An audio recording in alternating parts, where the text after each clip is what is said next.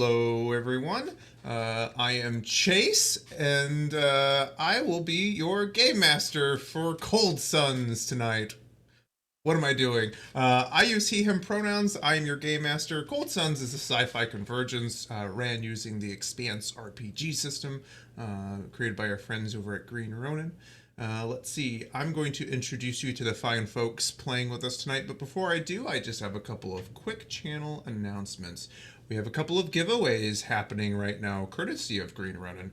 The first one is kind of a continuous ongoing giveaway. We are calling it our Big Churn giveaway. So basically, whenever something really climactic happens in the game and we hit 30 churn, we are giving away a litany of Expanse RPG PDFs. Basically, it's almost everything that they have. So if you type in exclamation point big churn, you will be entered for your chance to win. And the nice thing about that one is your entry is continuous. So if you don't get drawn the next time we hit 30 churn, you're still entered to win the next time. So you enter once and you are entered for all future drawings of the Big Churn giveaway this season. The second one is we are giving away a player bundle, which includes the Expanse RPG PDF as well as Abzu's Bounty. It's one of their adventure paths that pairs nicely with one of the ones that's included in the GM's kit and the Expanse RPG core rulebook. So check that out. We'll be drawing that at the end of today's session. So I'm going to hand it over to the crew to introduce themselves and to say a little bit about themselves. So I think I will start off this evening with Liz. Howdy, folks. I'm Liz. You can find me at No One You Know Backwards, which is right underneath my face on this beautiful overlay. And I use she, her pronouns, but Drugle, my space potato hacker wizard, is they, them, uses they, them. And you'll get to see them doing stuff tonight. I think that's all I've got for now, so I will pass it over to Sean. I'm Sean. I use he, him pronouns. I'm always here. This is the highlight of my week, playing with this lovely crew here on Saturday nights. I'm playing Dequiri, who is a roguish pirate pilot. She, her pronouns. And I'll pass this over to Rob. Rob at Pyromancer804 on Twitter, he, him. And tonight I am playing Tak, they, them. They are a large colony of worms that all kind of work together and protect the party with some large shield and armor and stuff. Help engineer the ship. I'll go ahead and kick it over to Matt. Hi, folks. I am Matthew Foreman. I use he, him pronouns. And tonight I will be playing Drake, the mystic warrior with a blade made of light and some memory issues, who also uses he, him pronouns. Vox. Hi, I'm Vox Fanato, the disembodied voice here of Alexis. I use she, her pronouns, and so does my character for this evening, Cassie O'Neill. She is a bit of a maverick who left the military for philosophical reasons and has a blended consciousness. She's human and a Tok'ra symbiote in one. Kick it over to Chase. Excellent. We are going to run our quick intro video. I will briefly recap the events of last week's episode, and then we'll get right to it. So let's roll that beautiful bean footage.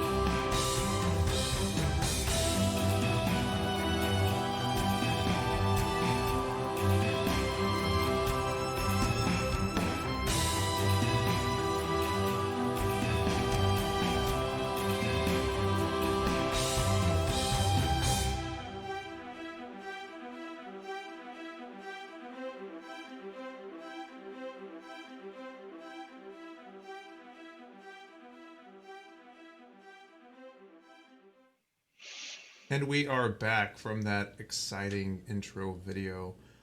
So to briefly recap the events of last week's episode, the group of misfit freelancers had just narrowly escaped the clutches of Antok and Antok's hunters, a group of pirates in their large, imposing Cheops frigate.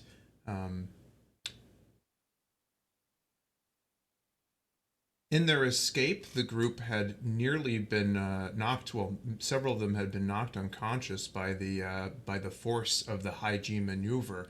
And as they had been brought back to consciousness and were licking their wounds, Dequiri, the group's resident pilot.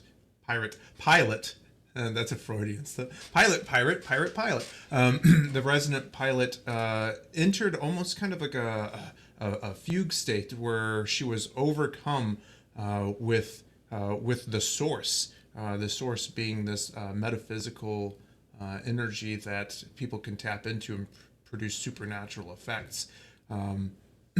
As Cassie, Dequiri's friend and partner, was trying to calm her down, Drake sensed a strong dark side presence, almost tempting or drawing Dequiri in.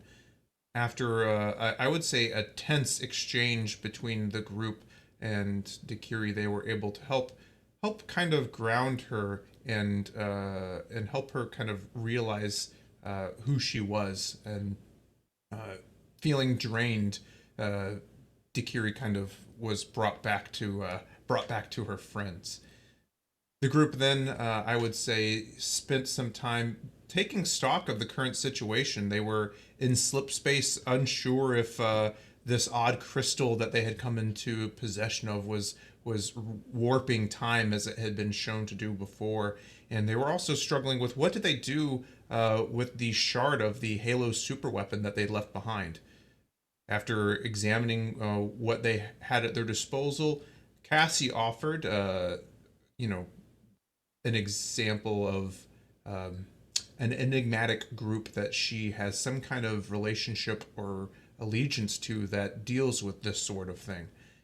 With few other options at their disposal, the freelancers decided, if Cassie can vouch for them, then that's probably the best option. So they basically sent a message in a bottle to this enigmatic group, hoping to have somebody that could secure and hide away this ancient super weapon.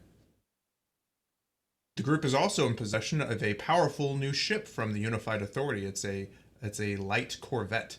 And while it is, on capital ship terms, relatively small, it's a very capable and powerful weapon in its own right. Although the group figured they probably shouldn't be flying around in a ship with a Unified Authority flag on it, and one that was signaling itself as a military vessel. So in their infinite wisdom, this is kind of a joke, they split the party with Dequiri, Cassie, and Drake taking Catbap, their friend's cargo freighter, which was heavily damaged, to meet Cassie's contact, and they left Catbap, Tak, and Drugle back on the UAS Cervantes, basically to try to scrub the ship's system so it no longer thinks itself as a military vessel, and also to give it a new paint job with a new name. So we're going to pick up back on the Cervantes with Catbap, Tak, and Drugle as they rechristen the ship, give it a new name, and have a little bit of time to themselves. I'm going to start the serene sounds of the ship, and then we'll get started.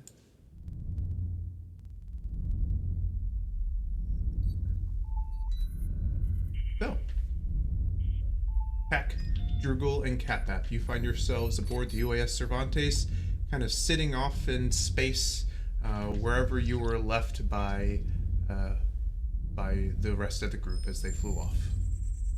What are you going to do? You realize that you guys are going to have about 3 days to yourselves. And I believe we talked that was probably enough time to recover fully. It was. Now that you guys have a few days, if you just rest and relax, you're going to recover. from your bruising. Perfect. During that time, Tak would probably wander around, fiddle with the systems, learn what they can about the ship, clean up some of the. I know we moved all the bodies, but cleaning up any stains or anything else that may have looked off or whatever. Understood. As you kind of pat around the ship, you can see that it's laid out. The deck layout is horizontal. Like most ships with artificial gravity. It's about 66 meters long, and as best you can tell, it's originally meant to have a crew complement of probably close to 16 people. You can tell just by the different quarters and operational stations. Kind of taking a look at it, it seems to be, even though it's 20 years out of date, it's a relatively advanced vessel with a lot of kind of bells and whistles. You can see that it's got a full PDC or point defense cannon array to protect against incoming missiles, and you can also see that it has a magnetic accelerator cannon that slings a 500 kilogram slug of tungsten at a fraction of the speed of light, kind of as a big gun. Yeah, very powerful engines and a capable ship. Perfect. We would also probably check the wiring on the crystal and the slip space drive to make sure nothing's off after hearing we had been gone for, what was it, 2 weeks?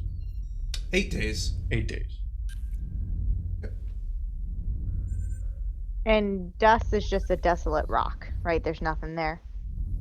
Correct. Okay. Can we tell what's wrong with the slip space drive? Yeah, absolutely. If you spend a little time, and there's not even a roll needed for this because you would figure it out. There's no chance of failure. You can see as you're kind of combing through the logs and looking at the error codes that this thing called a quantum field generator. It's a section of the slip space drive that basically creates a bubble around you and allows the ship to exist in slip space. It burned out while they were in transit. The strange thing is every ship has a redundant system for that, but the redundant system also seemed to burn out at the same time, which was quite suspicious. Okay. And we already took care of, Drugle was able to change the electronic identification on the ship, right? That was going to be one of the things. It was going to take approximately 8 hours to do. I think that was one of the first things you were going to do. There's no risk of failure. It's a quite complicated process, which is why it takes 8 hours. They don't want you to do it, but there's not many systems that can stop Drugle from doing what they want to do. Okay. Then yes, Drugle would have done that, and then done anything else possible to assist Tak and Catbap and make sure everything was working in order, cleaned up, replace the door on the bathroom. Yeah. Was there anything we needed to do research into? The one thing I remember that you had mentioned last week towards the end of the session is that Drugle was interested in trying to see if they could block the luminary on the ex-Covenant ships from tracking the slip space crystal that's on the Cervantes. That is correct. Then if there's nothing else and Cassie didn't leave instructions for anything else, then that's what Drugle would do with their remaining time. Okay, perfect. And really quick before we go, what did you change the name of the ship to?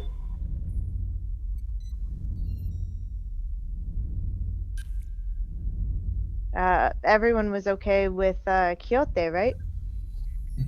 Yeah. Yeah. Yep. Very cool. Then, So you guys yeah, we are would have now changed it to Quixote. Excellent. Very cool. Very, very thematic. I like it. Yeah, you guys are now in possession of a shiny new to you Quixote. Beautiful. Yeah, so I would say the research into how to stop the luminary from being tracking the slip space crystal. This would be an advanced test, and I think the first stages of it, and I would say it roughly has 8-hour increments for each test. So I would say over the next 3 days, you're not going to, well, you could spend a lot of time. You would have several chances to make progress on it. So the first step would be research. You probably have never really seen a luminary personally, and so maybe the first step would be to learn a little bit more about how luminaries function, because somebody's seen them before, in order to kind of figure out how to block them from scanning the slip space crystal. Gotcha. So that's technology for me, yeah?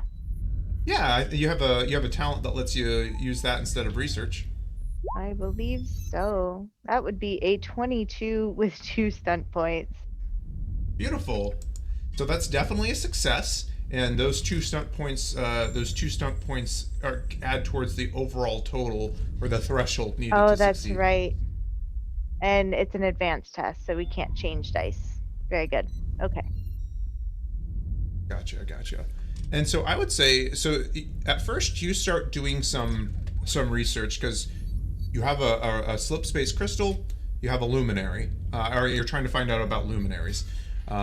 So the first thing you do is kind of start searching the net to see what you can find. The initial thing that you were able to find doing research is that with that success of 22 and the 2 threshold is luminaries were covenant technology that were modeled off of some ancient Forerunner device. Basically, they made their own kind of their own knockoff versions of this device that allowed them to sense things over very long distances.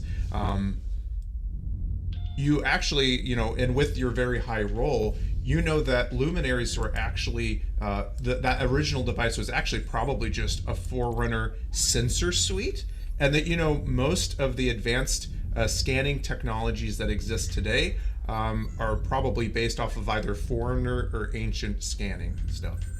So you're able to discern a little bit of basic, and well, not basic, but some pretty in-depth information, but at a high level for the layman's. That's what you're able to find so far, that first test. Okay. And so I would say if you want to keep making, so that's your first iteration. I would say you probably would need 8 hours to sleep. So let me check one thing really quick. So I'm assuming, so we've got 3 days total. I can make a second 8-hour test. Yeah. Exactly. Around everything else. Because 8 hours to change the ship, figure out what's wrong with the drive, and then 2 more full work days to do stuff.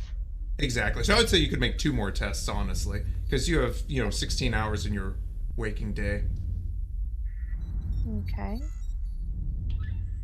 And more research. Yeah, I think research is appropriate now. So you have a line of technology or a line of thought to go. You just need to what would you call it? Like back up some of your theories that you're forming now. Yeah. So this is 16 total. Beautiful. And what's the stunt dice on that? 4. 4? Excellent. So that's a 6 total.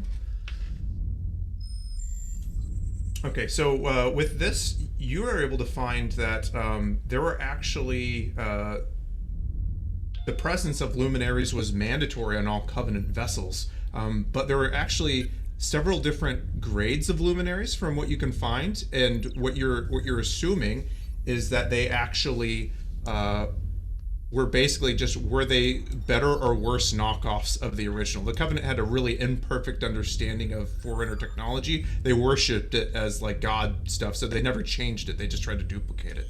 I would say that you also know that the basic fundamental principle of the luminaries is that they extend the sensor systems through slip space. And through wave space, some of these other like reality adjacent things. So you're starting to formulate an idea of how you could modulate the sensors to to block the, or at least to dampen the effect of the slip space shard. Okay. So one more? Yep, one more. Another 16. 3 Beautiful. on And the what stunt dice. Oh, sorry. What was the stunt dice? 3. So 3. 9 total. 9 total. Excellent. You're getting up there. So in your further research, and as you start to examine the systems that the Quixote has, you think that you could possibly modulate the shields to at least dampen the signature that is set off by the shard. You think that it probably wouldn't stand up to maybe some of the more advanced sensors, but if you imagine like you have a really bright flashlight and you throw a blanket over it, how it dampens it, but maybe if you look really close you can still see some of the light peeking through. You think that you could probably modulate the shields, given a little bit of time, to help dampen the effect of the crystal as long as the shields are up. All you just need is more time. You're getting into levels of physics that probably only people like Samantha Carter had gotten into before. Gotcha. Thank you. And you're very welcome. And Tak, you actually have a bit of time during that time. I don't know if Tak would have wanted to do anything with their gear or their armor. You did mention that you were going to inspect the slip space crystal. Yeah, just we wanted to take a look to make sure everything was wired up. But I guess if Drugle found the cause of the issues with the time skip, then we'd probably need to get parts for replacement of those quantum stabilizers, right? Yeah, and just to be 100% clear on what Drugle found, so I would then imagine, Tak is basically learning the engineering of this ship. So the thing that's broken with the slip space drive, if you didn't have the crystal, the drive wouldn't function at all. You wouldn't be able to use slip space at all. You don't think the drive is what's causing the time skips. You think the crystal is what's causing the time skips. Got it. We just wanted to double check that. Yep, for sure. Make sure it wasn't something we did. Gotcha. Perfect. Interesting. Aside from that, Tak would probably just look to see what stock of gear and stuff was on the ship, making sure everything was organized, nothing was laying around on the floor, stuff like that. And that probably work on his shield a bit. Work on their shield a bit. Do you want to roll me? I believe it's a intelligence tinkering or intelligence engineering. I believe so. I can, but I had it written down somewhere. Knowledge crafting intelligence. Oh, there you go. It's just an intelligence roll. I think that worked. Good. So almost the worst.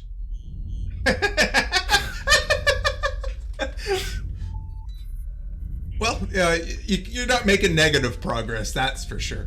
So, you're familiarizing it.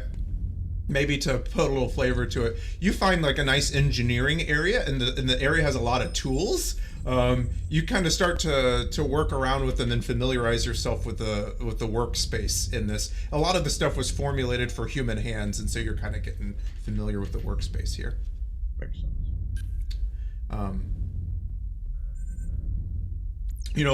During your few days of downtime, Catbat makes a point of basically walking and searching every room of this ship.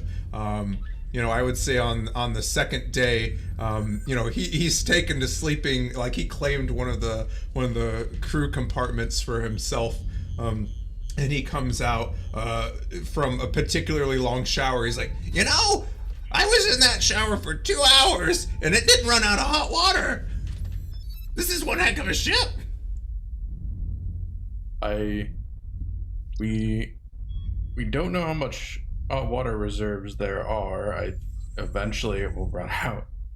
Potentially for the next person now. And Google will point to the little box next to the shower head. It instantly converts the water to hot. There's no reservoir. They make hot water boxes that do that. They don't actually have They're not all hot water heaters. Right, yeah, it's like the tankless ones. Yeah, Yeah. Catbap reaches out and he slaps the bulkhead. He's like, "This baby can fit hot water for so many people on it." You know, the Nuria, she's pretty good, but I mean, man, this is a primo vessel. You know how much money you could get for this? We don't think we're going to probably sell it. I mean, I'll be honest, I probably wouldn't either if I were you. And knowing Dequiri, you'd probably have to pry the sticks from her cold, dead hands. We did go through a lot for this ship. Yeah. Well, let's hope it's not haunted. And he kind of wanders off, whistling. Awesome. Are there any scenes that you guys wanted to do before we switch over to the Nuria and the other half of our crew? As a side note, Tak would also probably go outside the ship and either laser or spray paint off any logos, stuff like that. Oh yeah, Time. Definitely. Yeah, there's giant, relative to you, Unified Authority flags and banners and whole designations. I believe that we established within canon last week that that's called spray paint. Yeah, sprays. It's spray paint. So, okay, cool. Yeah, so you guys start to make the Quixote your own. Guessing people finding bunks to use and all that, and people can fight over who gets the captain's quarters and the officer's quarters in the front of the ship later. All right. Well, then we will transition over to the Nuria, where Dequiri, Drake, and Cassie had spent the last few days transitioning to and from Dust. Dust being an abandoned planetoid that you guys had visited before we started streaming this game, in order to talk to one of Cassie's old contacts. So I would say that you guys leading to there and back there have a few days to kill if there's anything that you wanted to accomplish.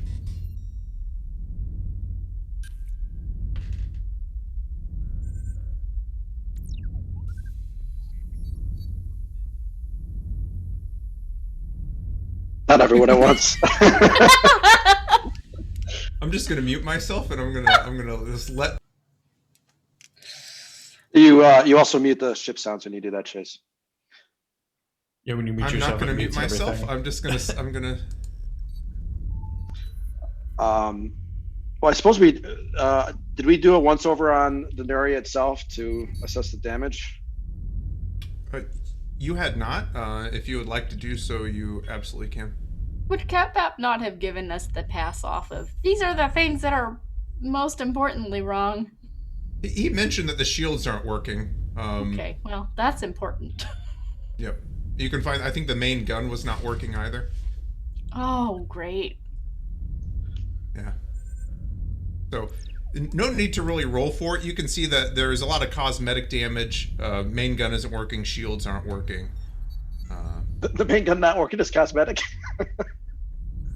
And this is like a comma. This is a list. Cosmetic damage, comma. Main gun not working, comma. Shields not working. Okay, then. I don't think any of us are mechanics, though, so... No, but Cassie knows enough to try to get the shields up. Mm-hmm. If you guys want to spend time doing that. I'd say Cassie tries to just work on that in silence.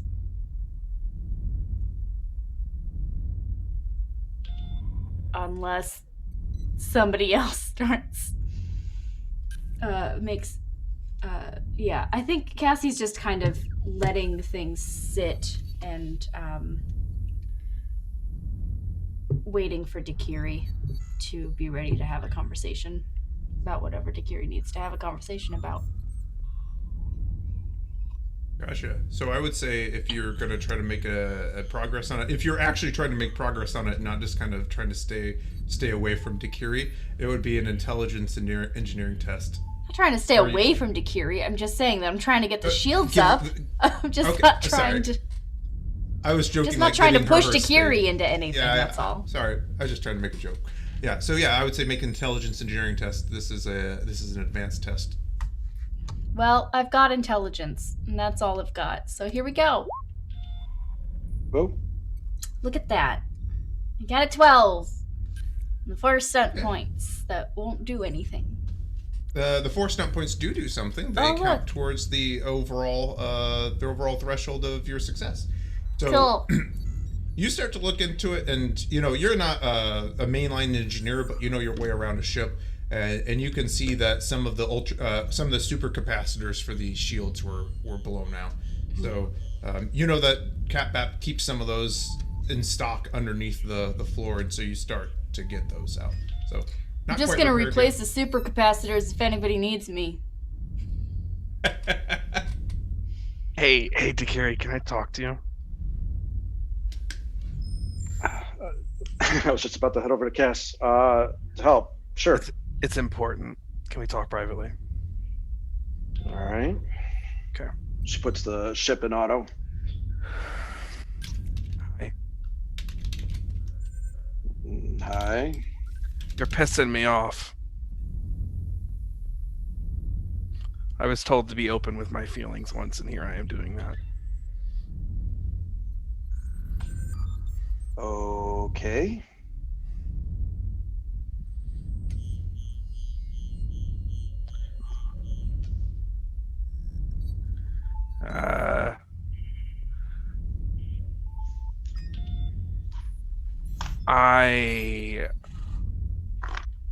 I opened up to you about my training and about the source and about the dark side.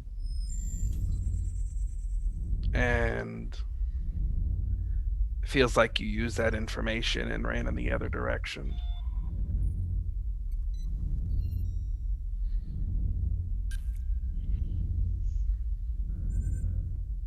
Drake, it's not like it was something I did by choice.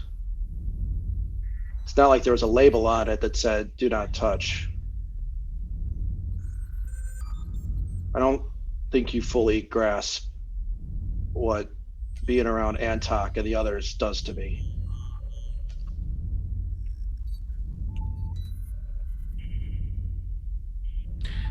There's someone I would like you to meet. Is he as friendly and chipper as you? No. He's Wonderful. friendlier. He's friendlier.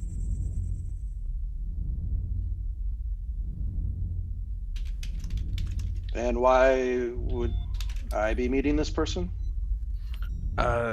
They helped me once, and I think they could help you.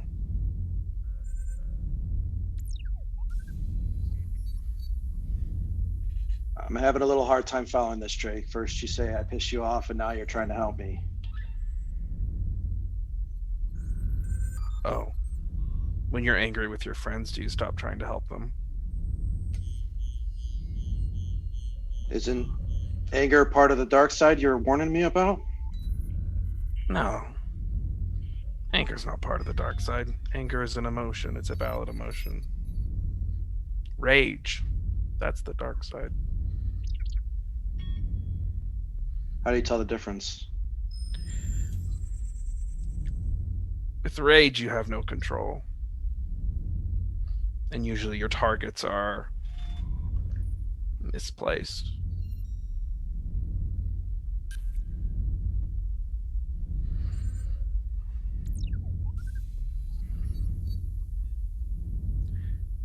Anger is a proportional response to your circumstances. Anger is a valid way to feel.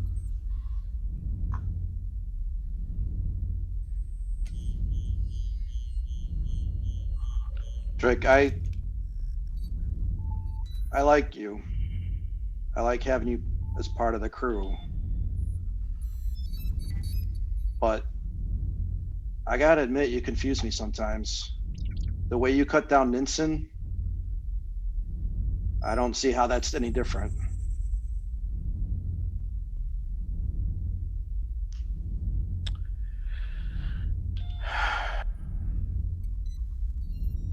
Maybe it's not. But Ninsen... Ninsen what? Killed all your family? Took everything you had, your childhood? Your life? Did she do that? Antok wasn't in the Cervantes, Dequiri.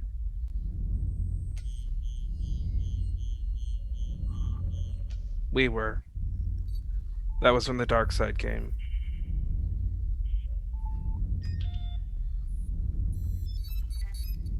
That's who was in danger. So you had perfect control of this when you first started? No. That's why I'm here to help you. And that's why I think you should beat someone.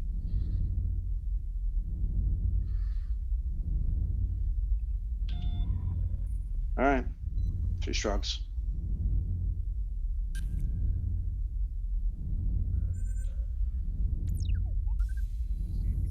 I'll call them. And Drake leaves. That makes her way over to Cass.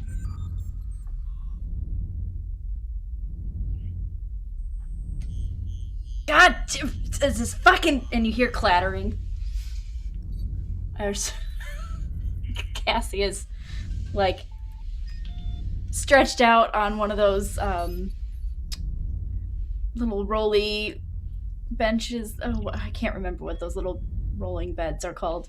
Like, underneath some machinery, just swapping something out. Can I help? Hand me that rag real quick. I need a break. She does so. So you pissed at me too? No, I'm mad because I'm not an engineer. I was talking about Mr. Sunshine over there.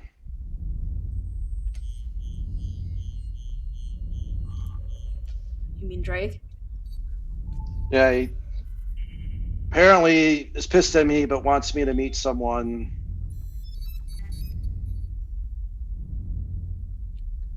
I don't know. You say why he's pissed? Because of what happened, but it's not something I chose. I didn't have control over it. I didn't ask for that to happen.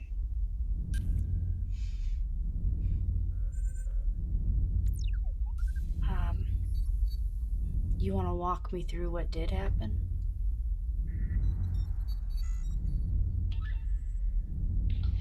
She kind of takes a seat where you're at. I don't know that I can put my finger on it. I knew that we had to get out of there. And in doing so, I hurt everybody on the crew. And you know how after a fight, you have that feeling of being amped up to the point where you just don't know how to deal with it? Sure. That's what it felt like at first. And then it didn't. And even though I felt anger, I felt stronger. As if I had the ability to go back and take care of Antok.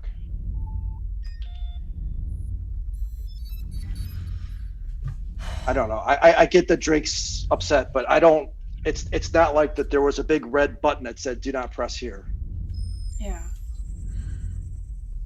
Alexis needs clarification. Did Dequiri ever tell Cassie about the little about the time that she and Drake spent together, where Drake was kind of helping her learn how to meditate? Okay. She did. Yeah. Okay. And the whole conversation that they had about the dark side and all that. Okay.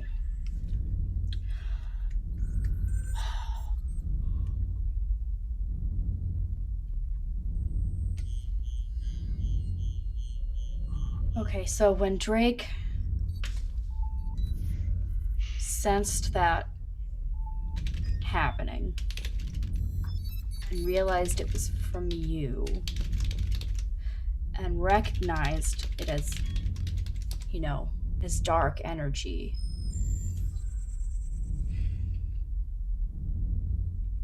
told you that he said not to touch the wire, your response was, why not?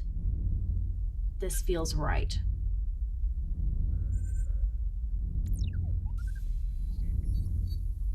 It's an honest response. Were you saying that about the wire that is that dark energy?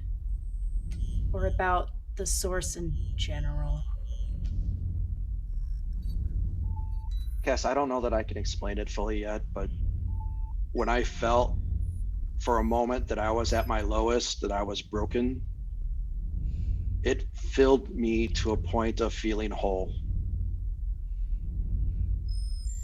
And it's hard to say that that's wrong.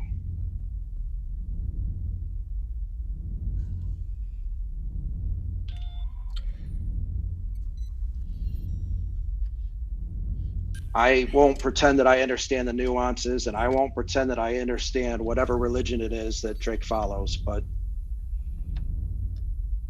that's what I felt in that moment.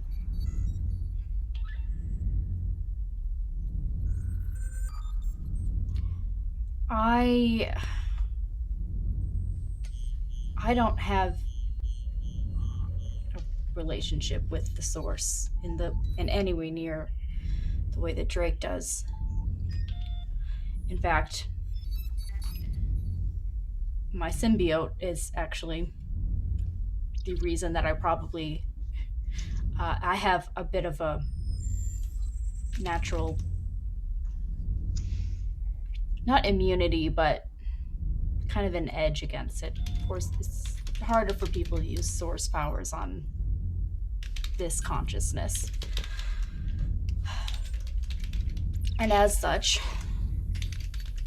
for me to tap into that. So I don't know what that's like. But the Tok'ra and the history there of their rebellion against Ra and the way the Goa'uld are, those genetic memories, those understandings of thirst for power and domination and just sheer rage and vengeance that was unmitigated. Those memories, those emotions, all of that, I have.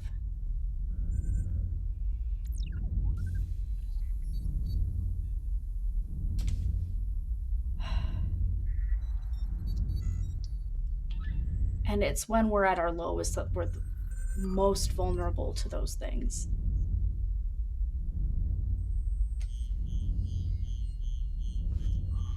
And you telling me now that you felt broken.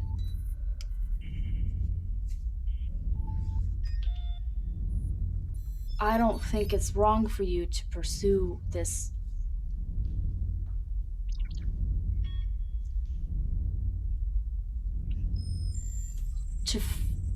to look into that relationship that you might be developing with the source.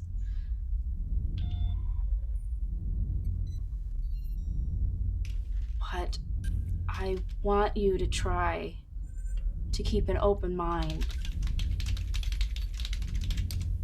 about what it is that you're finding fulfilling.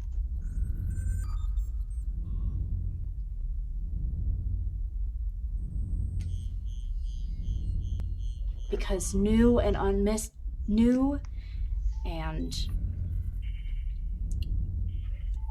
misunderstood or not understood power, when we're at our lowest, it's a tool and it can be used in a lot of different directions.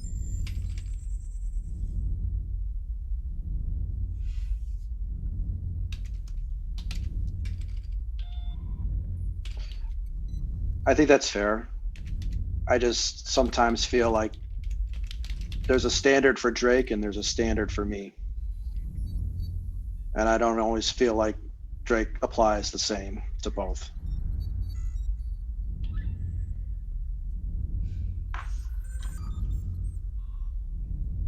But I hear you, Cass. I don't understand this yet, and I want to.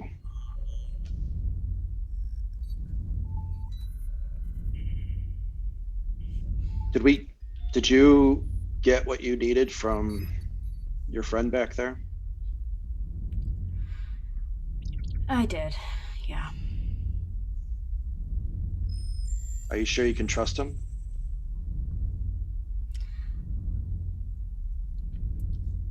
That individual I'm not concerned about trusting.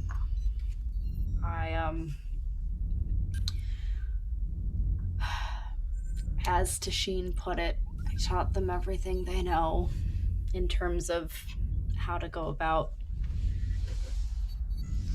doing what that organization does, so.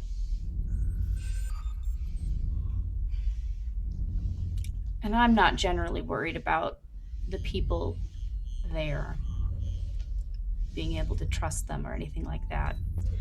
I think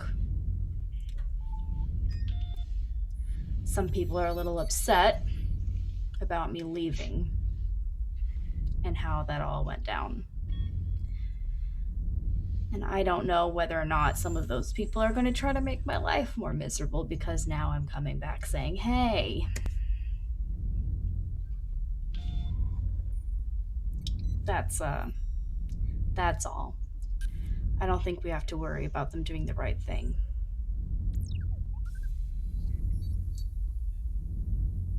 What is the right thing in this, do you think?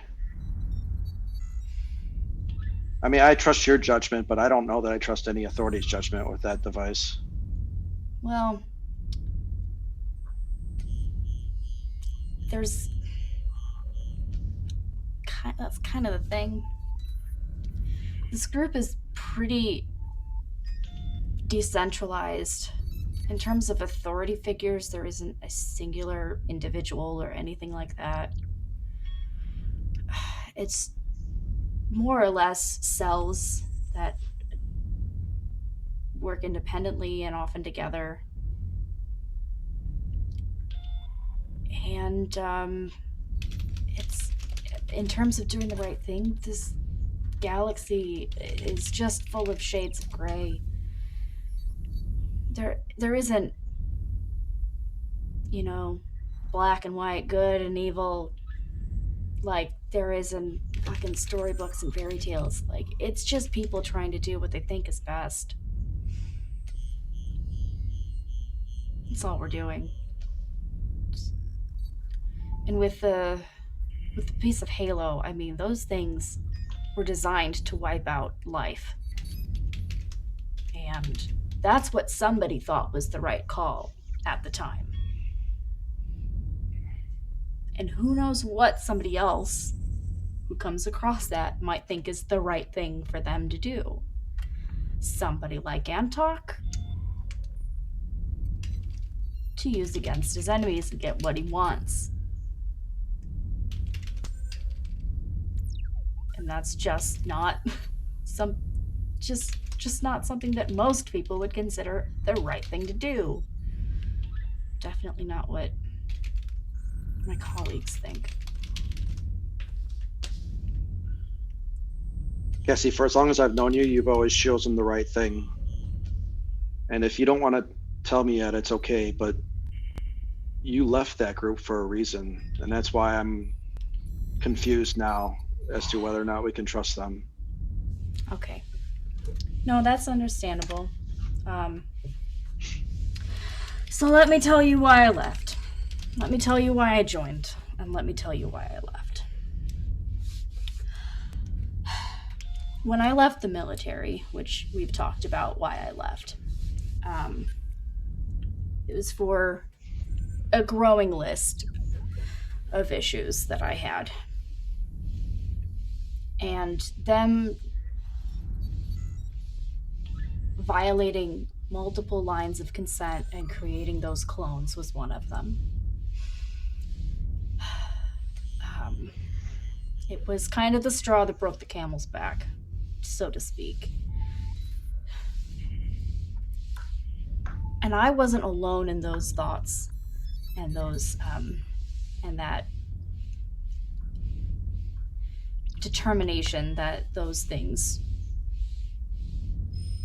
weren't, a good direction for a group with that level of authority and power. Really, for much of anybody to go in, but especially not for that kind of power-heavy group organization. So when I left, I wasn't the first, and I certainly wasn't the last. And it wasn't just the Unified Authority that had people within it who didn't agree with things that they were doing or that other organizations might be doing. And I got contacted by some peers, some people that I had trusted, and met some people I didn't know at the time that well, and it turned out that I wasn't alone, and that was nice. I felt like I was fighting alone against the Unified Authority within the Unified Authority for so long that it was nice to be able to have conversations about those things without having to argue and, bring an actual dissertation of sources and reasons why your viewpoints should be heard and all of that.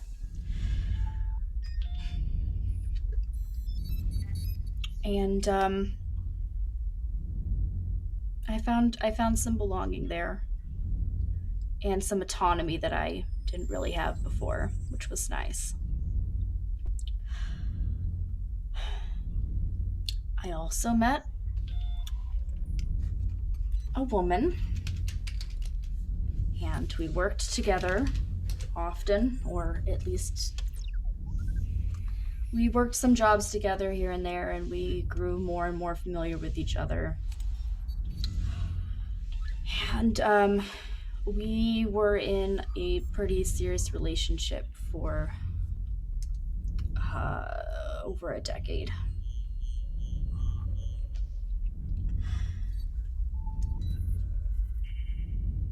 Her name is Solana, and we had talked about a variety of things, but we always had kind of agreed that our lifestyles and our goals and the things that we wanted didn't include kids or a family.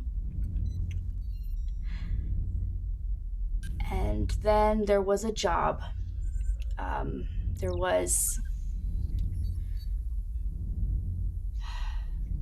There was a kid that we helped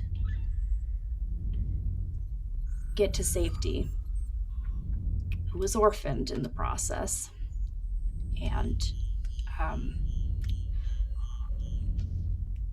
Solana changed her mind, and she wanted to do what she thought was right by that kid. And part of the issue was, of course, at that point, when we had met, I was, I want to say in my 40s. She's about 10 years younger than me. So here we are,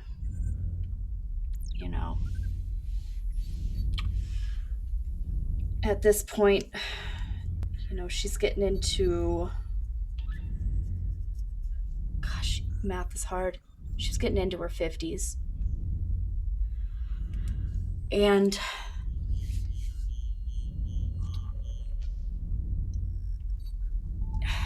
things had changed for her. She wanted to adopt that kid. And it took a lot of discussion, and I at first was very not on board, but I eventually came around. I eventually opened up to the idea, but I didn't think it was right to put that kid back into the situation that they were in before. They had just lost their parents, and I didn't think it was right for us to both be in lines of work where we were risking our lives pretty repeatedly. And so I asked if we could take a back seat for a while, like cool that area, and, focus on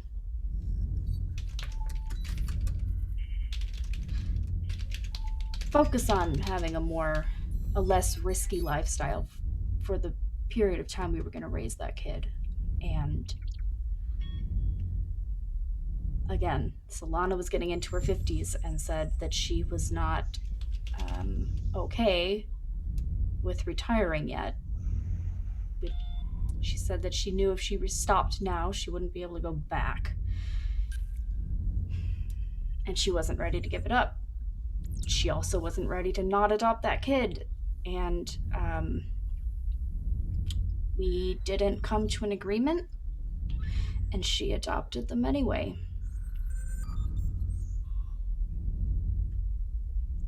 Without telling me until it was done.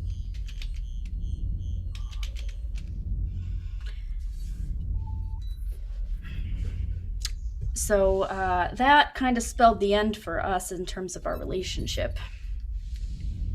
And I tried to stick around in the organization. I tried to continue to, support her, and, do the work that I felt was important. But we were on a job together. And long story short, I made a call that cost us an asset, but ultimately kept her alive. And she was really pissed at me. She said it wasn't my place to make that call, and that I couldn't be going around prioritizing her life over assets and mission objectives. And she's not exactly wrong. And those are kinds of areas where it becomes really hard to tell what the right thing is. And it was really hard for me to figure out what that was at that point in my life. And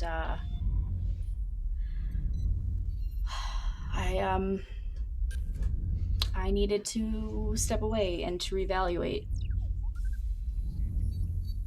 So I would take fewer and fewer jobs and then just kind of quit picking up. I said I'd be around for, some situations and pass along information that I could. That was kind of that. But I didn't leave because people weren't doing the right thing. When it came down to things like keeping this piece of technology out of someone like Antok's hands.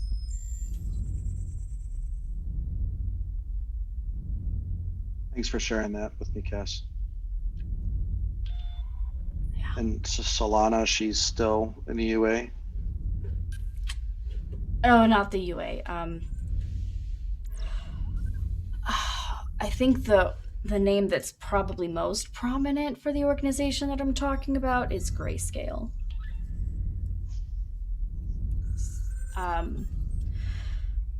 There are other names that crop up here and there, but that's probably the most universal. Yeah. Do you miss her?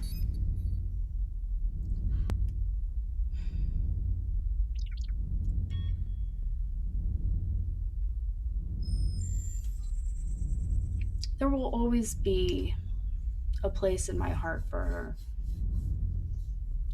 But that chapter in both of our lives is over. I think we've both made enough choices to make that perfectly clear.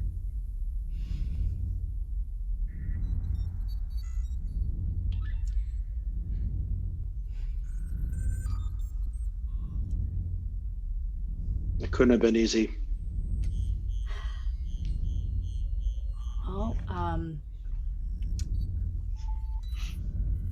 it's been about 10 years since that all went down, and I haven't been in a relationship like that since. Until now. So, yeah.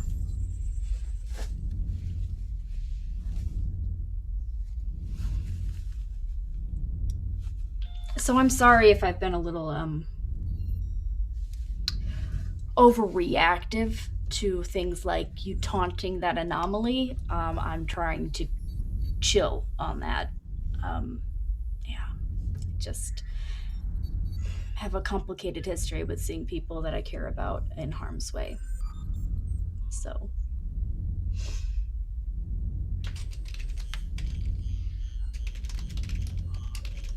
I know I don't have the life experience of that you or whatever Drake remembers of his. And I know that you carry a lot more. But this is Sean out of characters. I forget the name of the symbiote. Yeah. Cal Jarrell. Cal. And I know you carry a lot more with Cal's memories. But I know it looks like I'm taking unnecessary risks. And sometimes maybe I am, but I've survived by, let's just say, fortune favors the bold. And when you're raised by the likes of Rot and others, it may not look it, but I know just how far I can push myself. And I don't want to be the reason that you don't mind the others or don't take care of someone else because you're too worried about me. So I will do my best to not make that a burden. No. Dequiri, that's that bit's on me. Your risks are yours to take.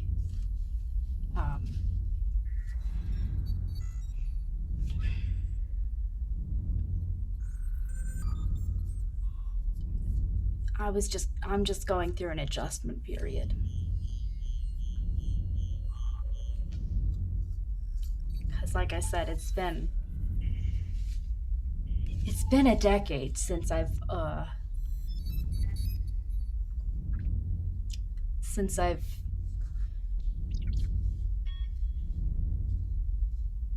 kind of allowed myself to care about somebody to this extent and in this manner. And I just had some bad memories come up when that went down, and I'm dealing with it, and I don't want you to be worried about me considering you taking risks a burden, okay? It seems like we're both in uncharted space, and maybe we should forget the logs and not allow them to influence our future. Yeah.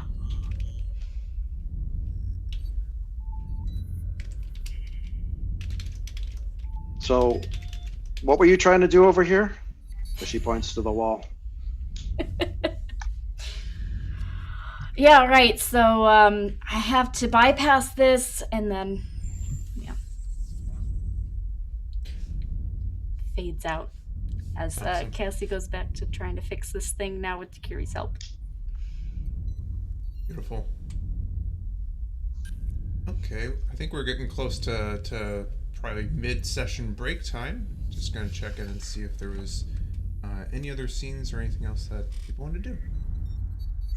When we were out of slip space, Drake wants to ring up nails. Okay. Do you want to play that out? Yeah. Awesome. So as you pull out your hand terminal, the mandatory ad plays. Sorry. A little ditty plays, and it says, "Oh, I have to put this in front of me." It says, "Pirates got you down? Do you have a powerful reactor that needs protecting? Buy Traxxas Heavy Industries sealable doors for maximum security, and show those would-be thieves the door." And then it lets you interact with your screen. That is a sophisticated algorithm. And it's also listening in on our conversation. That's a real shame. It's no different than today. Anyway, Drake is going to sit. Well, he's got. I guess he's doing this via hand terminal. Yeah. That's you just it syncs with the relay on the ship and sends the message. Okay, so Drake is like sitting on the floor and looking into his hand terminal, and he will call nails. I would say after a few rings, Comlink establishes, and on the screen resolves the weathered face of Nails. Been a little while since you've seen him. I don't know. I can describe him if you would like. Go for it. Or if you would like. So you recognize the long serpentine neck of Nails that ends with I would say kind of a wide face with 4 mandible-like jaws and a pair of very intense yellow eyes. And you recognize the I would say the weathered face of the Sangheli, which took you in all those years ago. And when his eyes lock with yours, you can see a warmth sign over them, and he clicks his mandibles in the Sangheli sign of happiness and affection. And he says, "Drake, it's so good to see you." Hey, Nails. How have you been? Oh, well, I've been well. The ironroot crop is coming in very nicely this year. Oh, so you're attending to your little farm? Sustaining life is one of the purest joys people like us can have. And how do you find it out there in space? I've been picking up work as a freelancer. I've been running with a new crew. Things are getting pretty heavy out here. It's all been pretty wild these past few months. I've been feeling discontent in you. Yeah. We tracked down on the planet of Noxtide. We were investigating the death of the senator's son. We found that these source users were there manufacturing a drug that gave people temporary access to the source. We had to take them on. They were 3 pretty powerful sorcerers. I killed a couple of them. And then we got a contract for some kind of asteroid, but it turns out it wasn't an asteroid. It was a fragment of an ancient super weapon full of weaponized naquita, also known as Nequadria. And on there was some kind of anti-existence anomaly that tried to kill me and all my friends. We narrowly escaped this pirate frigate that was also after the asteroid. It was shaped like a pyramid, which I still don't understand. And we only narrowly escaped because apparently our pilot accessed the dark side of the source. Or something. Well, that sounds like a pickle now, doesn't it? Yeah. She had came to me a few times about the sources. She was asking questions, and I did the best I could, but I spend all my energy working on myself. I've never taught anybody. Well, not that I remember.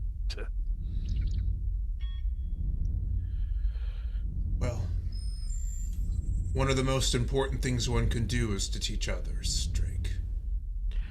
Yeah, that's good, but I don't think I'm doing a good job because baby's first steps was the dark side of the source. So I'm drowning here. Also, I haven't been doing great either. I've had to, because we've been coming up against some pretty impossible odds. I've been having to tap into some unsavory abilities, and I can't shake that feeling that it's growing inside me either. So, I mean, yeah, she needs some help, and so do I, because I need to shake this too. I understand. Do you want to come home?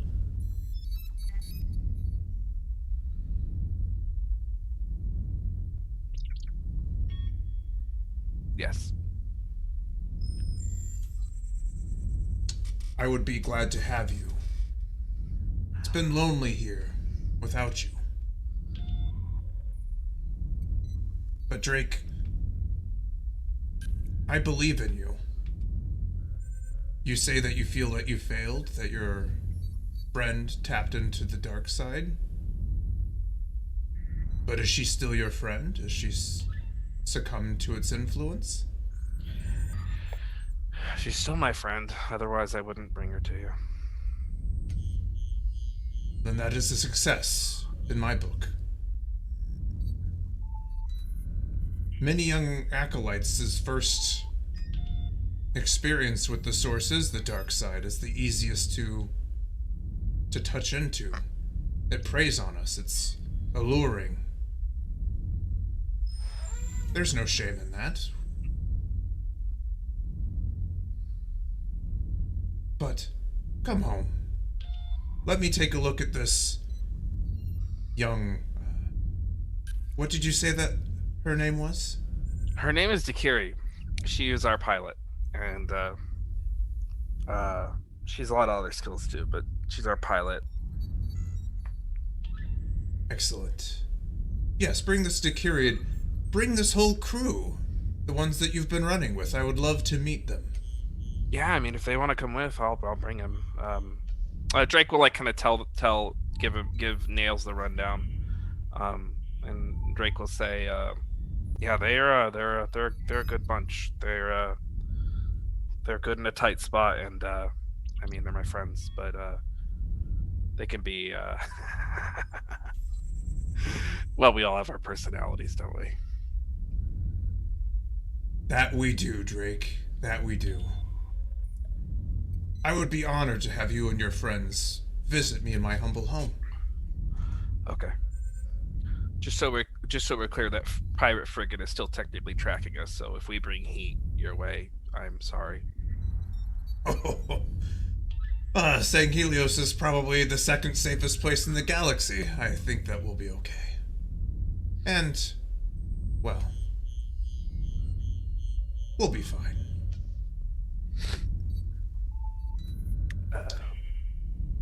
I've missed you. I've missed you too, Drake. It will be okay.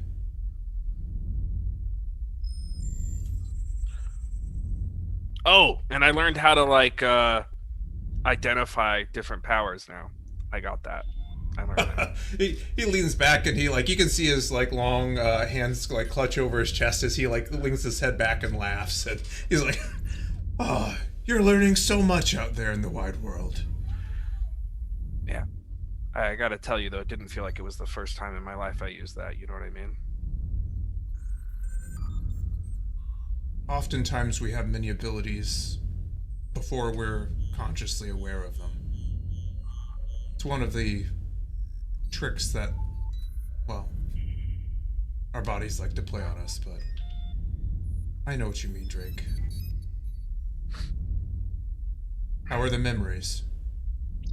It becomes a little bit more serious. I had to pretend to be a ghost, or, well, you know what I mean. And when I went up against these sorcerers, it was like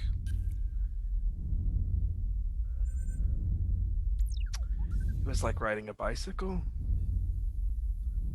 I was operating off of instinct and training, things that you and I had never done together. I mean, some of the things we did together, but I mean, it was like I was facing off against enemies that weren't there. I was replaying out something I had done before. And how did that make you feel? I don't know. I told Cassie, my friend, the commander, I told her I don't know. I made them pay for someone else's crimes. That's how it made me feel.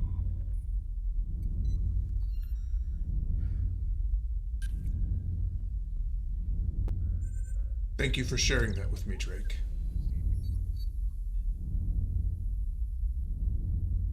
Come to my keep. Bring your friends if they wish to join you. You are welcome to stay for as long as you and your friend Dequiri need. But I think perhaps a field trip will be in order. Yeah, that'd be nice. I'd like to try to remember some things. I think I'm ready to remember more. Well, then I will endeavor to help you. I will notify Wait, will he be coming by ship or by Choppa Eye? I don't know. I'll send you a message. Very well. I will make sure that your room is ready. How many guests will we be expecting, potentially? Including me, there's 6, because we got this guy who comes with us named Cap-Bap. Cap-Bap. Sounds delightful. I cannot wait. Oh, and Tak is like 9,000 pounds, so, you know, he's huge. Ah. Eligolo? Yeah. Well, you've been making lots of friends, Drake. Yeah, I'm just saying, like, bust out the steel frame bed, you know what I mean? Something non-ferrous so they don't eat it, I hope. Oh, yeah, that's true. He told me that once.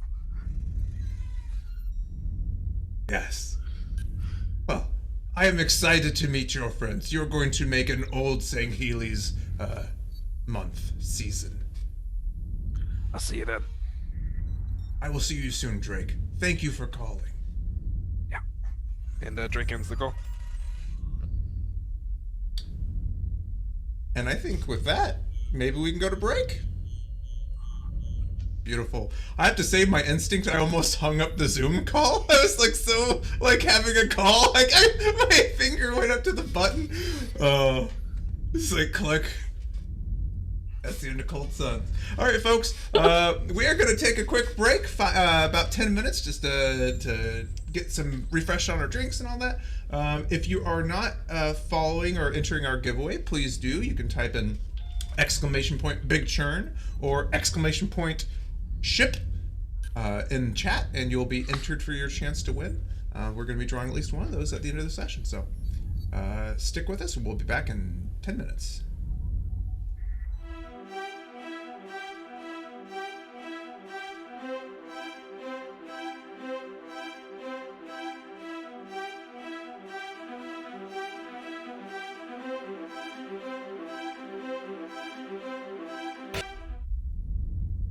And we are back. Thank you all for being patient and waiting for us. I enjoyed a German apple pancake, or a slice of it. It was delicious. I'm having breakfast for dinner, and it is delightful. Because I'm an adult, I can do what I want. We just had some really cool RP scenes between several of the characters, where we actually learned quite a bit about some of their backstories, or got hints thereof. So I would say that we would find the freelancers as the Nuria is dropping out of slip space.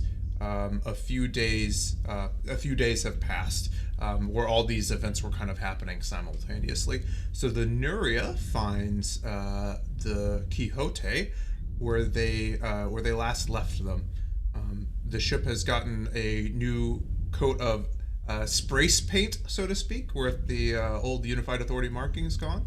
And now you guys can see as you drop out the ship hull designation says Quixote. And with that, we will resume where we were at. Catbap is in the CIC, and he comes kind of running, and he's like, "They're back! Oh my gosh! I can't wait for him to see the ship and everything we done with it! Do you think they're gonna let me keep the room?" Potentially.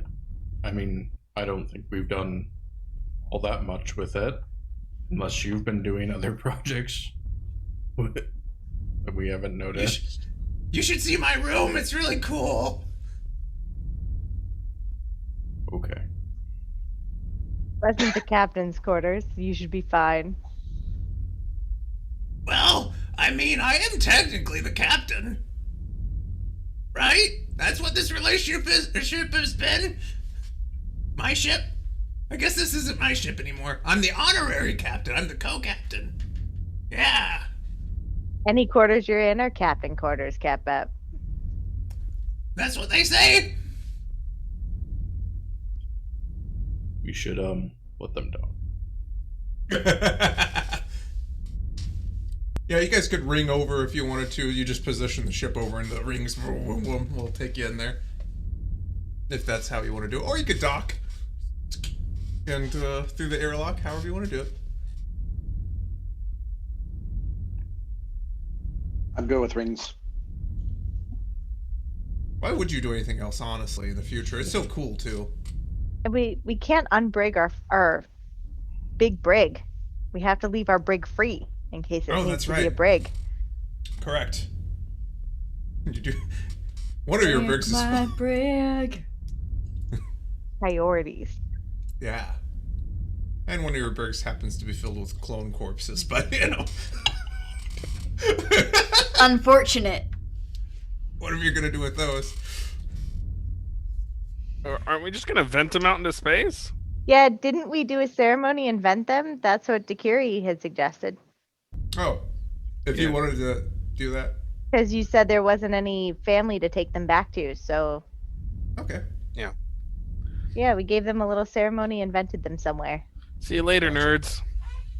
So I don't have the sound effect. I actually wish I would, but during the touching ceremony, Catbap would have played a rendition on a flute that sounds strangely like the Titanic. No. The shitty Titanic flute. No. No. No, stop it. No one asked for that. Space ashes to space ashes. Space dust to space dust. As you throw the clones out the airlock. Anyway. Okay, so what's up? What'd we miss? As we all reconvene, right? Yeah. Yeah, you guys are Paint back job aboard. looks nice. Thank you. It's been Missed quiet the spot. here. It's nice. Where? What did you say? I said Drake said missed a spot. Yeah, they missed a spot. Thank you for the bits, T-Bone. Okay, T-Bone. Stop encouraging that. I'm gonna get that sound effect now. That's No. No, thank you. I know a guy. Channel point. I know a guy that can help you out with that. Beautiful. Yeah, Yep. you guys got a really badass ship. That's right. That's your Drake. Yeah. It's super cool, man. I definitely understand ship stuff. It's got a ultra 4K capacitor and like a ham shaft, you know? You got Yeah, a real real ham ham. shaft. Yeah, it's made of real genuine ham. Yeah. Not that spam shit. Yeah. It can woobly do in 4 seconds flat, you know? It weebles, but it doesn't fall down. Yeah. Anyway, Anyway, it wobbles, but it doesn't fall down. There we go. like, what'd y'all do while we were gone? We did a bit of cleaning. Checked the slip space drive. Found out the slip space drive is broken, and the backup is broken. Crystal's installed Whoa. okay. And we also renamed the ship.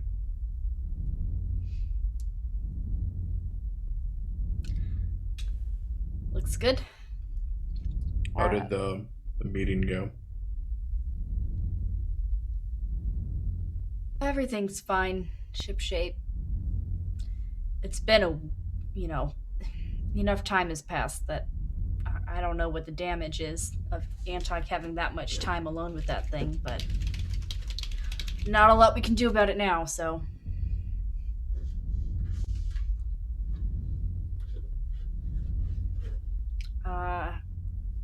Just have to trust that they know what they're dealing with. Antok isn't a stranger to them, so they known entity. They should be able to figure out how to deal with them properly. Good.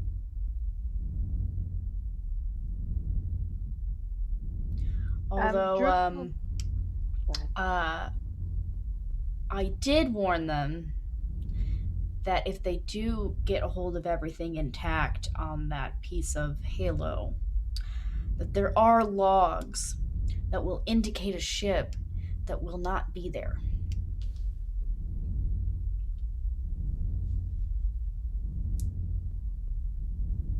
It's a shame that ship blew up, you know? That's never to be said. seen again. It's a shame that ship went missing. It's such a shame. Right.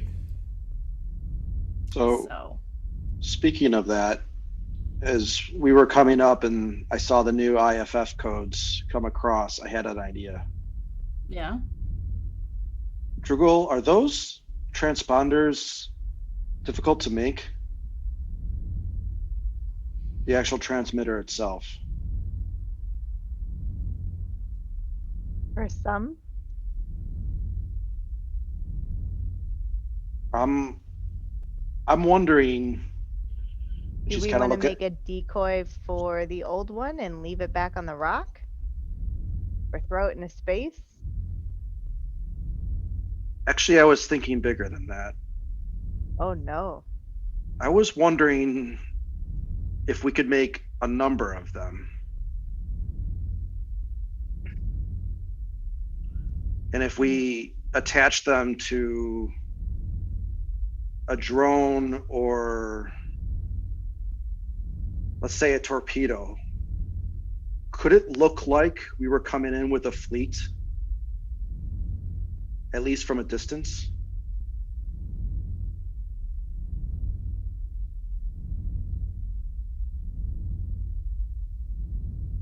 And you see Drugle is that meme of all the math. And they were going, because they were busy trying to figure out how to explain luminary science to you, and you have distracted them.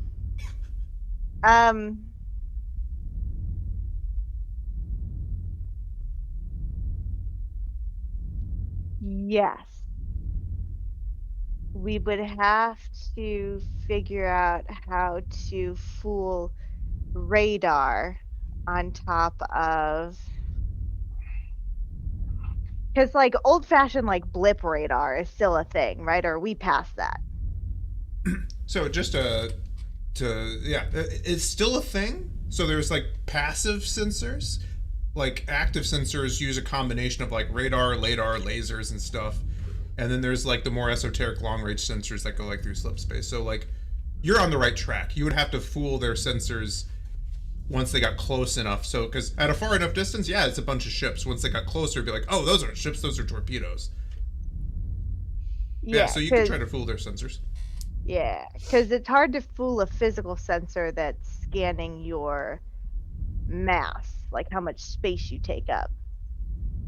But we could easily fool sensors that's just looking for addresses. So, kind of.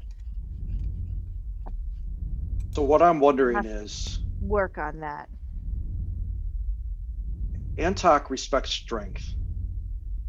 He's all brute and not much brain. If we were able to fake him out long enough to think that an armada had shown up on the horizon. I'm wondering if we could scare him off of the remaining halo just long enough for us to heist it. Be a hell of a gamble, but just a thought. It's sublight space, sublight movement. We could. I don't think we could do it straight from slip space, because I can't replicate 20 ships coming out of slip space all at the same time. But from a distance, I could replicate sublight space travel. Well, that's 'Cause why I was right- wondering if we dropped the torpedoes just as we came out, they would slow down enough, I think. And But so I'm not an Drugle's expert going to on that. go into a bunch of mumbo jumbo that turns Mhm. into that quantum bubble that goes around all the ships, and how that Mhm. kind of pops when you come out of slip space. And so it's really Right. hard to replicate that popping multiple times without creating multiple bubbles. And considering that we have 2 broken ones and nothing working right now, and a shard that will get us there, but you just don't know when. We know where, just not when. You just don't know when. That's so true, though. I love this. And it just, as I said, all sorts of mumbo jumbo. And then trying to replicate, and then going back to their original train of thought, and like all their trains collide, trying to explain that you would not only have to replicate like a ship and a ship's mass and a ship's bubble bursting, but also all of their luminary tech on board, and blah blah blah blah blah blah, and then life signals to show that there were people on the ship, and heat signatures, and yeah, all of that. So it basically comes out to, you could give like from a distance, you could give a reasonable facsimile. Yeah. Yeah. On close inspection, it might break down. The short answer is yes. Yeah, The exactly. longer answer is there's work to be done. Maybe we're overcomplicating it. What if we were to come behind? What if we were to drop out a slip behind a large planetary mass, and came around that mass with the signatures? Yeah, sublight speed. Yeah. And the We could mass of the replicate that. planet. Yep, and the mass of the planet would help block the Cherenkov radiation that you emit when you come out of slip space. In a way, it's the same reason why when we took off from that asteroid, I flew towards their ships. None of them are trained. They're not pilots. They tend to react to things in a knee-jerk fashion. And I'm wondering if maybe we can just get them distracted long enough to slip in, grab the item, and slip out. Yeah, because I wouldn't have to manufacture the box, just what it transmits. Well, And just that's just an easy idea. enough.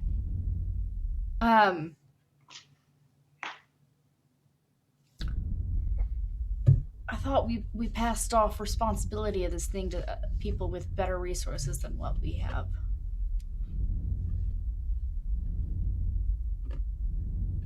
If we believe that they're not going to turn it into a weapon, sure. I don't have any reason to believe that they will. I mean, first of all, the thing's already part of a weapon. So one, they don't need to do anything. It's already part of one. But more importantly, no. I think there are better uses for the Naquita and the Noquadria that is being utilized in that piece of Halo Ring.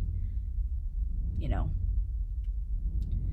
things like power generators to keep lights on for people. They'll Fair enough. Convert it. Hmm? So they'll convert it, so it's no longer a weapon. I don't really know the ins and outs of all of that, but there's a good possibility that if that's possible, that's how it'll be used. Reduce, reuse, recycle. The 3 R's. maybe we shield just generators for vulnerable positions, that kind of thing. fair enough. Better Maybe use we just for it. file away the idea to other ideas, making the Quixote look like it's going in 3 different directions, perhaps. It's a really good thought, and it's a really good thought that we could use to scare off someone like Antok. It's not a bad idea. I just think that, Because if we've we already had our pair asses that, kicked a little bit today, so, or not today, but in this whole course of events, and Drugle's drawing up plans to talk to Drake about putting illusions. illusions around, space drones, and that we can pre-program to do stuff and go places and look like things. Just notes. That would be badass. Yeah, I mean, I'm gonna be honest with y'all. I mean, I don't know anything about the people that Cassie you've contacted, but I have a feeling it's not the last we've seen of Antok, and something tells me, I mean, they're gonna need our help with that super weapon situation. But hey, in the meantime, y'all want to go somewhere?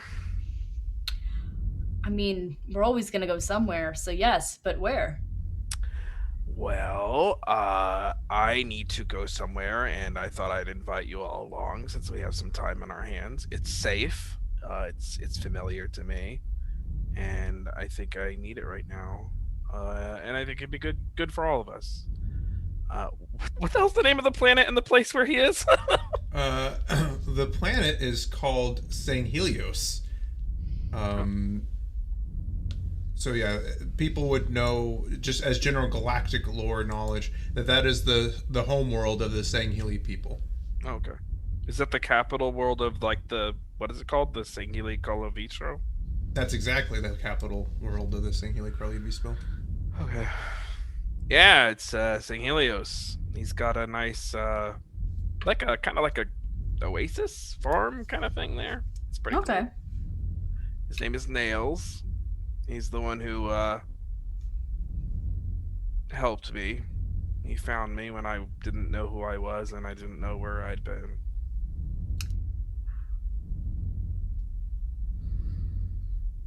He's your splinter. Yeah, he can use the source. Okay. It's been a while since I've been to St. Helios. Okay. I don't mind going back. He's really nice. He's very understanding.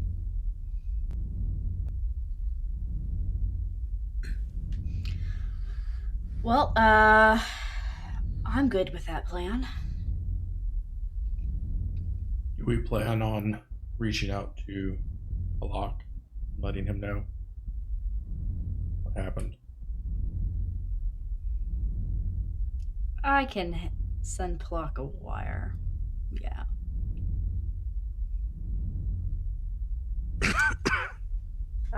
Before we go anywhere, I want to see if I can pinpoint, just kind of in the background while other people are doing things, pinpoint Antok and see if they've found us in the 8 days we've been missing. Because they would have had the Nuria signature. Right. Yeah. So I would say if you just tap into the long range sensors from the ship, you jumped, I would say, like 1,000 light years away to this system. You don't see the familiar signature of Antok's ship anywhere close by. So you feel like, because you guys had made a conscious choice to jump far enough away to be kind of like out of the range of his luminary. So you know that it was going to take them a while to track you down. You haven't gotten unlucky in that they found you yet. Gotcha.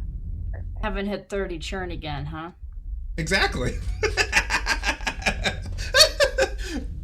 Yep. And I told Nails the skinny on everything, and told him everything we'd been up to pretty much since the Elysium dream and before. So he knows that we might bring some heat. But I mean, I figured Antok's not going to show his face in St. Helios, so. Not likely. And with the changes we've made to this ship should be okay in San Helios. Yes. Between the paint job and the infrastructure. Yeah. Yeah, exactly. It's not unified authority territory, so it's a don't little give a shit. safer for us to fly around here. Exactly. Yeah, everything you feel comfortable that everything that you've done will pass. Like, if for some reason they had a reason to, like, board the ship and search it, okay, like hyper close inspection. But if you guys don't bring any heat on yourself, you feel fine. Okay. And then I think we had a conversation that we could piggyback off the Nuria To avoid for time space issues. travels to mitigate as much time dilation as possible. Yeah. You knew that there were some kind of effects when you just dragged the rock through, but you're hoping that by not activating the crystal itself, that maybe it won't be 8 days lost. Yeah, that's exactly true. You could follow the Nuria's slip space wake. You would just have to travel at the Nuria's speed. She's a little slower than your guys' ship. Check. I'm not going to subject you to my really cool, like, not nerdy at all chart that I created that breaks down all slip space speeds and travel distances, but I can tell you, yeah. You charted in, it'll take you roughly 30 hours to get to St. Helios from here. Nice. Yeah, and you also know, Drake, you were correct. St. Helios is extremely well protected. It's the capital of the St. Helios Obispo, so it's like, Antok wouldn't dare show his face there. He would get shot out of the sky immediately. Right. Yeah, and Nail, I don't know if y'all will tackle. I have no idea. I didn't really ask a lot of questions. But I know that there'll be a field trip involved, at least for some of us. I don't know where we're going, but Nails has shown me some interesting things before. So when you say you filled nails in, you mean you filled nails in? Oh yeah. Yeah, he's before I knew all of you, he's the only one I ever had. I trust him more than anyone.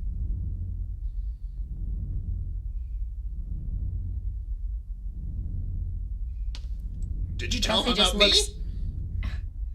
Cassie just looks to Dequiri to see how she responds to that information. Seems completely passive on it. Hard to read.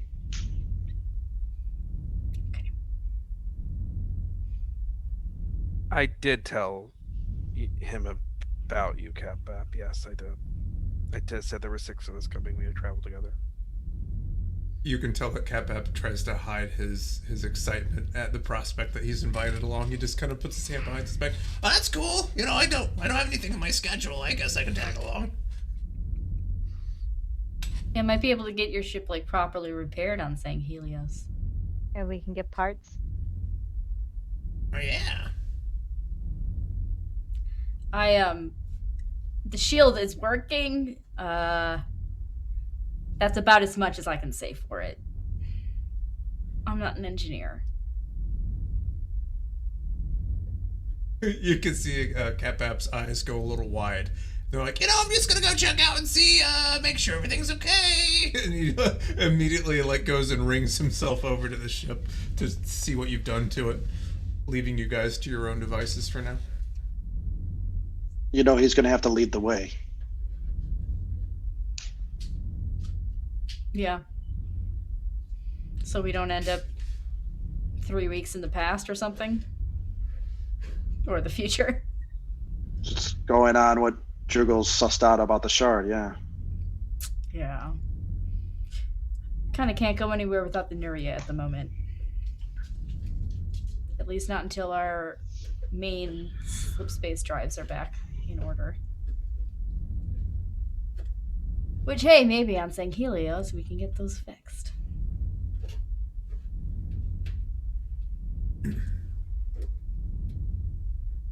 And Or I'm at least pick assuming up that replacement parts. the quantum drive is probably about the size of like a mini USB. And so it's just this ridiculously small, innocuous part that you're like, nothing works without this. Pretty much. It's a quantum drive. It's not actually there. It's somewhere else.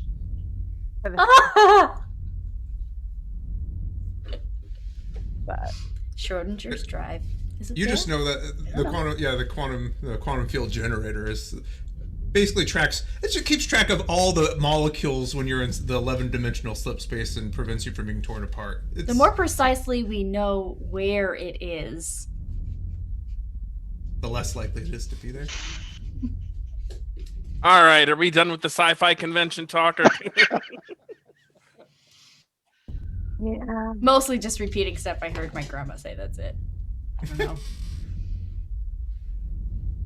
Awesome. Yeah. All right.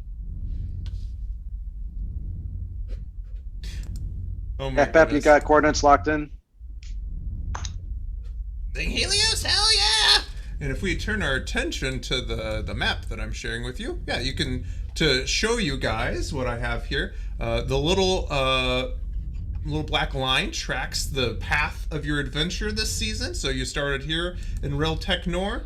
You jumped over where the ship was missing. You jumped over here again to where you left the Halo shard. You guys are sitting right here now, and you're gonna fly over here to St. Helios in the Urs system. Nice. So, yeah, say, he is ready. He's like, yeah, the shields seem like they're fine. I just hope we don't get shot, but yeah, I'm gonna go. Isn't that how we always do anything? Hope we don't get shot? I'm having a memory of this Sangheli Calavistra thing. We got hailed by the Sangheli, a ship from the Sangheli Calavistra once, didn't we? You sure yeah. And remind me how that turned out.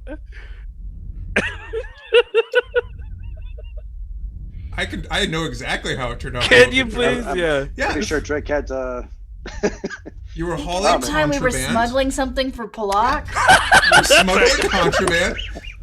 You were stopped by a Corvette, and but then you faked a mild reactor leak and some kind of illness.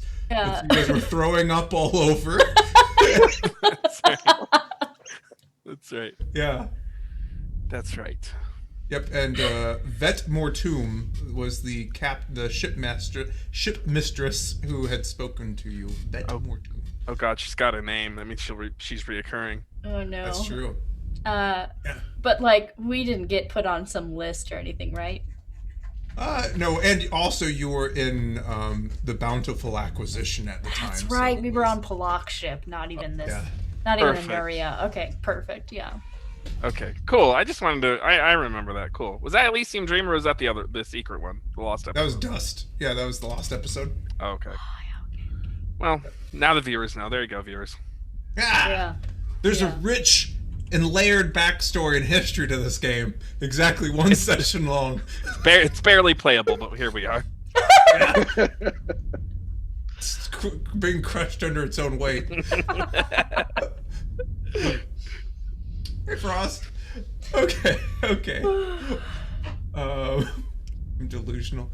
Yeah, so I'm just catching up on chat. And by the way, MK T-Bone sent me an innocuous sound file if I ever want to use it to rendition Cat Pap's playing. So know that I have. We're gonna that. have words. Can someone ban T-Bone? You and I are gonna have words later. I'm just gonna. On the stream deck, I'm just gonna make one page of it. Just is that button, like all of them activate that one. God damn it. I'm staring at 6 mods right now. Yeah. Beautiful. So if there's no deliberation, Cat Bap aboard the Nuria would lock in the coordinates for St. Helios. You would see the tear in reality open up as he opens a vector into slip space.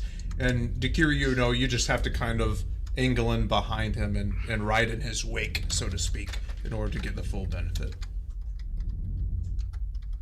Yep. You guys enter into slip space. So we're not gonna sit here and role play, a few days worth of time. I would assume that you guys are doing some of your normal interlude activities. Perhaps Drugle's working on the science that they were doing. But if you guys want to have scenes, Yeah. this is the scenes episode, so have as many scenes as you want. Scenes. I think Cassie wants to have a moment aside with Dequiri at some point. I don't know what other scenes people want to make, but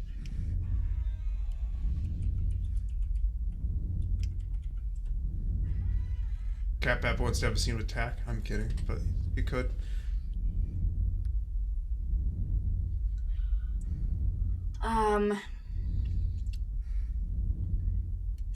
Hey, how are you feeling about our current little venture? Seeing this guy Nails, you mean? Yeah.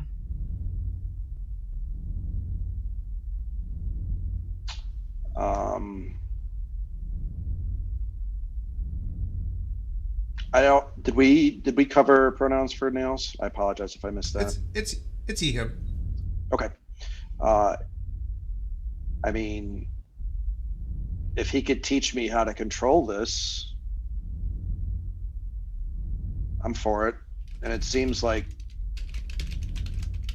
Drake probably could use some time with him as well. You mean because of that little meditation moment you two had together? Oh, I don't know. I mean, for what he was saying then, it sounded like he was trying to remove the taint of the very thing he was warning me of. Ah. Okay.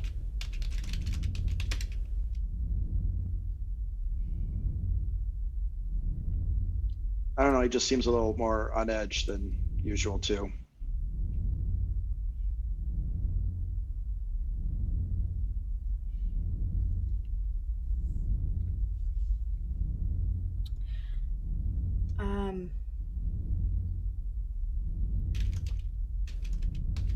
How are you feeling? I mean, have you had any like moments like that one?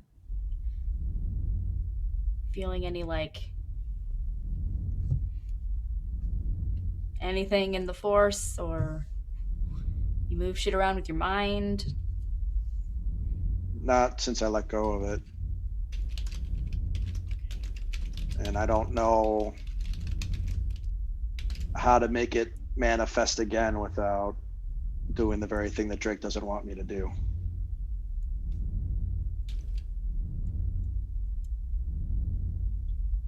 So I haven't touched the wire, as he says.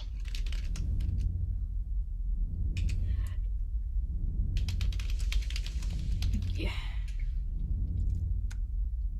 So I hear a lot from you of what Drake does or doesn't want you to do, or like whether or not your risk taking is a burden to me, but like what are your thoughts and feelings about that darker energy, about what you tapped into there? Not saying that you did it on purpose or anything. I really don't understand how that works exactly, but I mean, now that the moment is past, like how do you feel about it?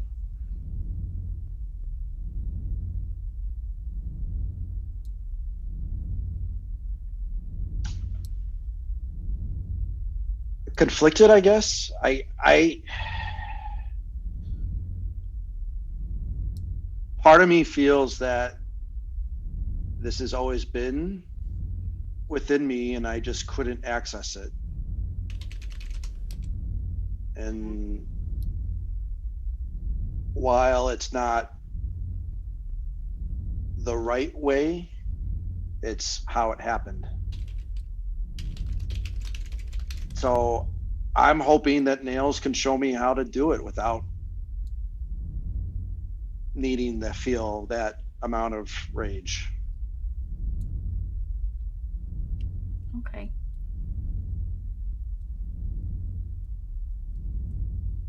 I mean, I'm hoping that this doesn't come with the memory loss aspect. I think the memory loss is from something distinctly different than just utilizing the source.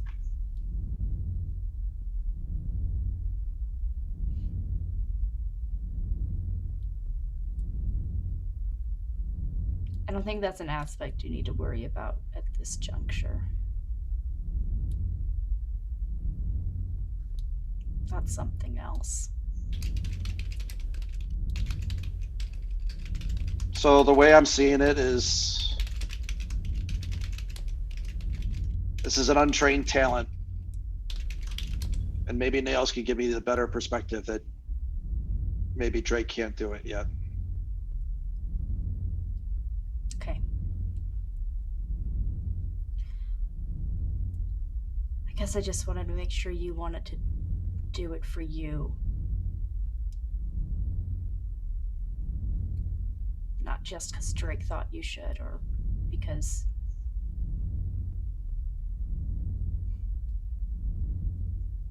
you know. Oh, I'm not up.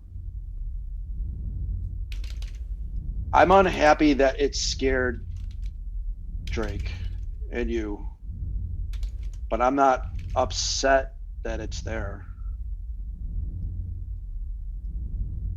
I just want to find a way to make it useful. Okay.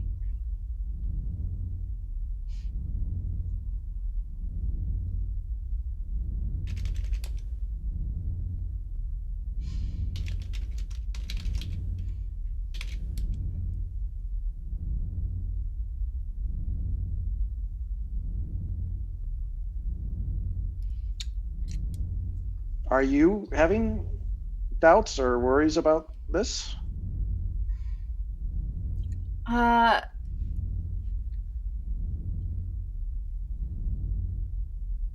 No, I think that going to Sing Helios and talking to Nails is a step in a good direction. I don't know this person.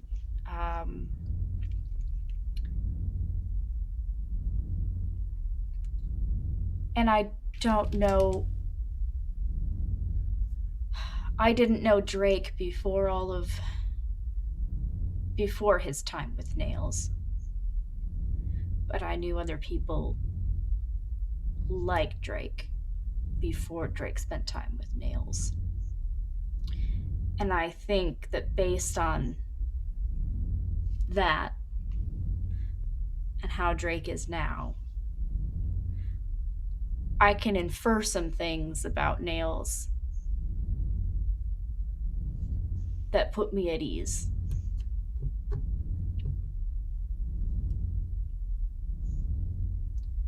And I think it could be a very good thing for us to spend some time there. And for you to get to know him.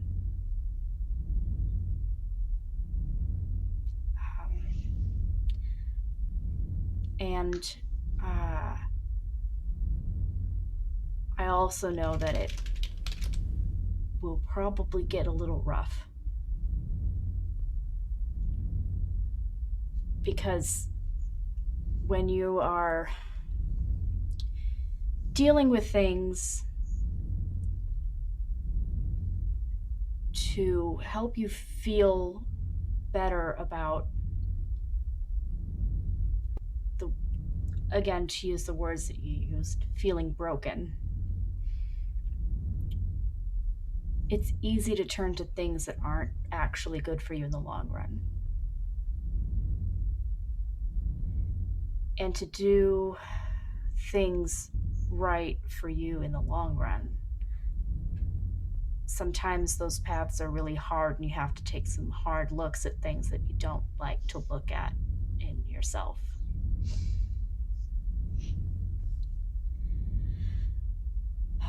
So I think in the long run, it'll be a good thing for us, but it might be a hard thing for you.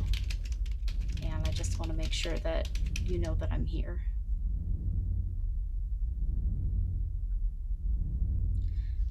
And if you're not up for doing that type of work, then I don't think you're going to get the results you want. I get that. And I know you're here, Cass. The way I see it,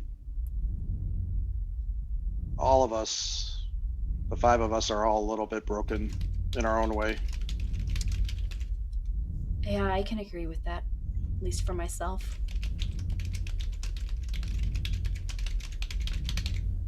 I don't know what this Nails has in mind, but if it's possible for you to be with me when we do it, I'd love to have you there.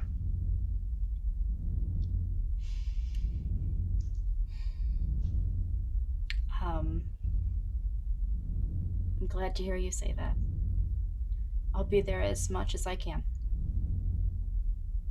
Whatever you need.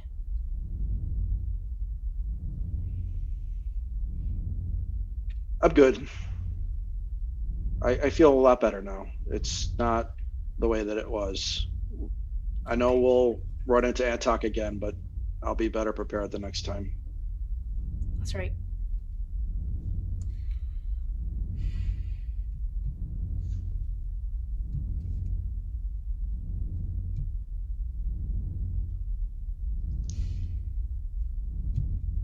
Have a seat?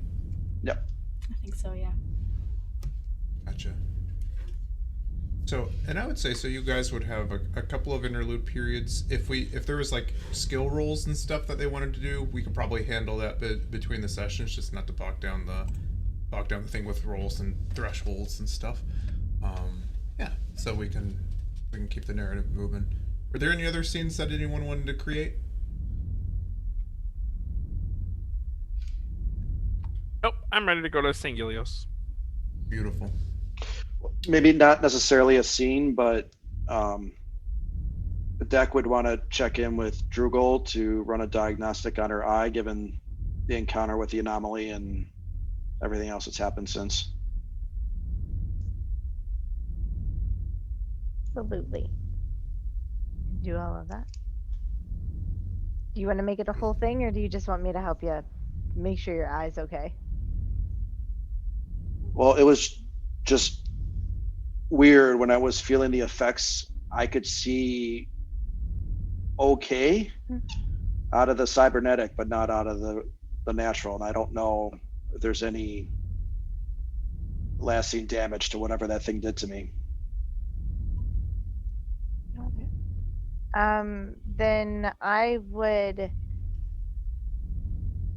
Drugle would hook you up to a computer for like a diagnostic scan of the hardware, and then use a combination of the ship's auto dock and the medical sensor to make sure all the organics were okay. Gotcha.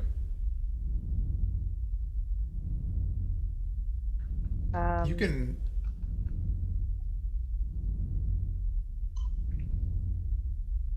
Sorry. Do you need rolls for those things, or so I only had one other thing that I wanted to do, but it would be 8 hours of other stuff. So Okay. I could have a whole day of just making sure everyone was in tip-top health, making sure Sure. everyone was okay, medical scanned, up on Gotcha. their shots. Yeah, I won't require any rolls. I would say, you using your mix of technology in your advanced medical scanner, there's no rush here. That's why there's really no need for rolls or chance of failure. Yeah, everything seems fine with Dequiri, both organically and in the technological route. And I would say the same thing, once everyone has their own turns, if they consent to it or If they not. wanted, yeah. Right, exactly. Yeah, everyone, people still have some bruising, some leftover marks. It's going to take a little while for the worst of it, but everyone's healing with remarkable speed. Yeah, so Dequiri, there's nothing wrong. There's nothing wrong with you physically. Drugle, there's one more thing. I had another idea, and Dequiri holds up one of her gauntlets that she uses with her Akori, which sends out a transmission that recalls the Akori to her hand. Is it possible to replicate this signal out of the eye if needed?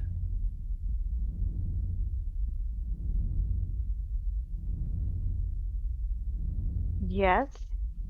But if you're not paying attention, it's gonna smack you in the face. No, that's fair, but when we were on the asteroid, the thought of being taken by Antak crossed my mind. And I don't know if they would recognize what these gauntlets are or what they do, but If they took if I, them from you, you want to get your weapons back, even if you're separated over long distances. precisely. That's smart. It's a better cookie jar to be sticking your hands into. Yes, we can do that. Right, Chase? That's a yes. I could technically do that. Yeah, exactly. It might be a little bit more hardware or whatnot, but yeah, like you said, it'll kind of you might get a bonk on the head if it's in the eye, but yeah, you could certainly do that. It would just take a little bit of time. It would take more time. There's something to be done. Okay. I'll see what And parts we need and get them while we're on Sang Helios. Anything big else ol' I should be looking for? Well, I mean, maybe she pulls out her drone. Do you think that there's a way that this drone could lift the Akori or hold them? I will see what I can do. And then while this is all happening and while I'm thinking about it, is there cybernetic augmentation for source users that would there might. help appropriately channel the source and take some of the strain off the person? I would say none that you are immediately aware of. That being I've- said, like I've never looked Yeah. into it, but Yeah, is there exactly. stuff that I should go look for when I'm doing this? Potentially. That would be research and stuff, yeah. And Okay. you would know that would probably be more prohibited stuff, just because it's like they kind of control use of the source pretty well. So it's like that would be like military grade stuff, but it's probably out there. Gotcha. And Drugle, I'm sorry about the high G stuff. If there's a way that we could connect our suits so that I have an indicator as to if the crew is ready for it the next time, I'd appreciate it.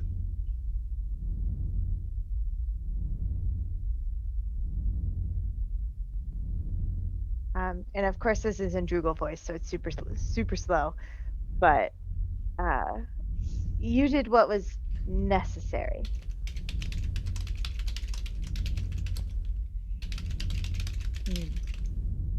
Don't go flinging us about just on a Tuesday because you feel like it, but you did what was necessary, and we're always prepared to make sure that we can manage it. But yes, I can help transfigure your heads-up display in any way you need. Thanks, Drugle. Provided everyone's willing to share that information with you, we can make it happen.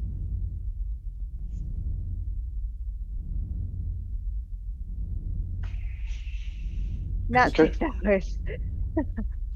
Welcome to my lab. Yeah. Yeah. No, like 5 minutes when it should be 30 seconds. Exactly. Yeah, just beautiful, beautiful. Okay.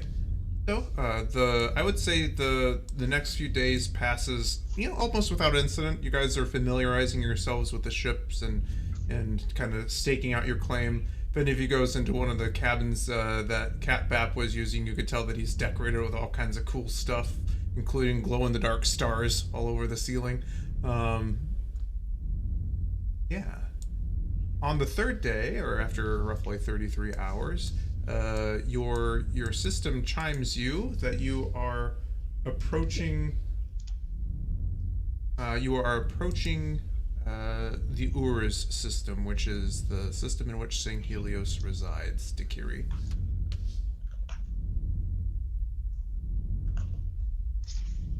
And oh yeah, and that, by the way, yeah, CatBap is controlling it. So CatBap was hey guys, we're almost here. Gonna be dropping out of slip space soon. And with that, you can see a tear open up in the inky blackness of space around you, and you emerge from slip space. After your systems do a quick reconciliation, syncing up with the servers, you can see that while 33 hours had passed within the ship, only 6 hours had passed in real time. So you basically gained about 20 something hours. So it went faster and slower and faster than it should have. So I would assume that Drugle would be monitoring this just for the information data so that they could figure out how to make the crystal do the thing we want it to do. Right. And Yeah, maybe charting. so we can harvest the when, not just Right. the what, not just the where. Exactly. Harness the power of the slip space crystal. So this happened even though we were riding the Nuria's wake? Exactly. You knew before. Unfortunately, even the proximity in slip space seems to have this weird effect. Got it. But it seemed to work in your benefit this time because you gained a day and a half. As the first time we ever used it, this crystal wasn't being utilized. It was just there, and we were transporting the asteroid with us when we thought it was an asteroid, and it fucked with our time. And it created enough of a bubble to include the Nuria. Mm-hmm. Mm-hmm. Well, we would have used the whatever normal shields were up for. We would have made sure that the shields were working on the Nuria as well, actually working. Yeah. So that it was a big bubble around everybody. Yeah, you remember before you were towing that shard, like, it's pretty far a ways out there, so it seems to have an effect on whatever's like in the corridor. So, as you exit slip space at the edge of the Urs system, the medium-range scanners of the Quixote are immediately assaulted with the IFF transponders and dried signatures of tens of thousands of ships in the distance. As the IFF data continues in, you can see that these ships are from all across the galaxy and range from tiny single passenger personnel shuttles meant only for low orbital ascent and descent to titanic cargo freighters that could house hundreds of the Quixotes in their cavernous berths. A moment passes, and the Quixote alerts you that you are being scanned, which is standard procedure for a system such as St. Helios or Urs. Your navigational computer receives an automated handshake from the St. Helios Flight Control Network, tracking your ship's current location and trajectory and requesting your flight plan and destination. And you would know from talking to Nails that you're going to the Capra, coordinates on the Capra continent.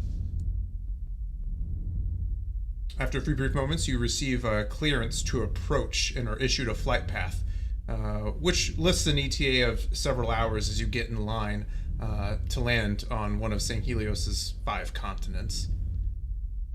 Deck, you would know that ships that deviate from their flight plan would draw the attention of the Navy, so it's probably best to stick to the path that they lay out for you. Basically air traffic control. I mean, we're a day and a half ahead. We've got time. Gun it! Yeah, like just taking the opportunity just to to gun it. Beautiful.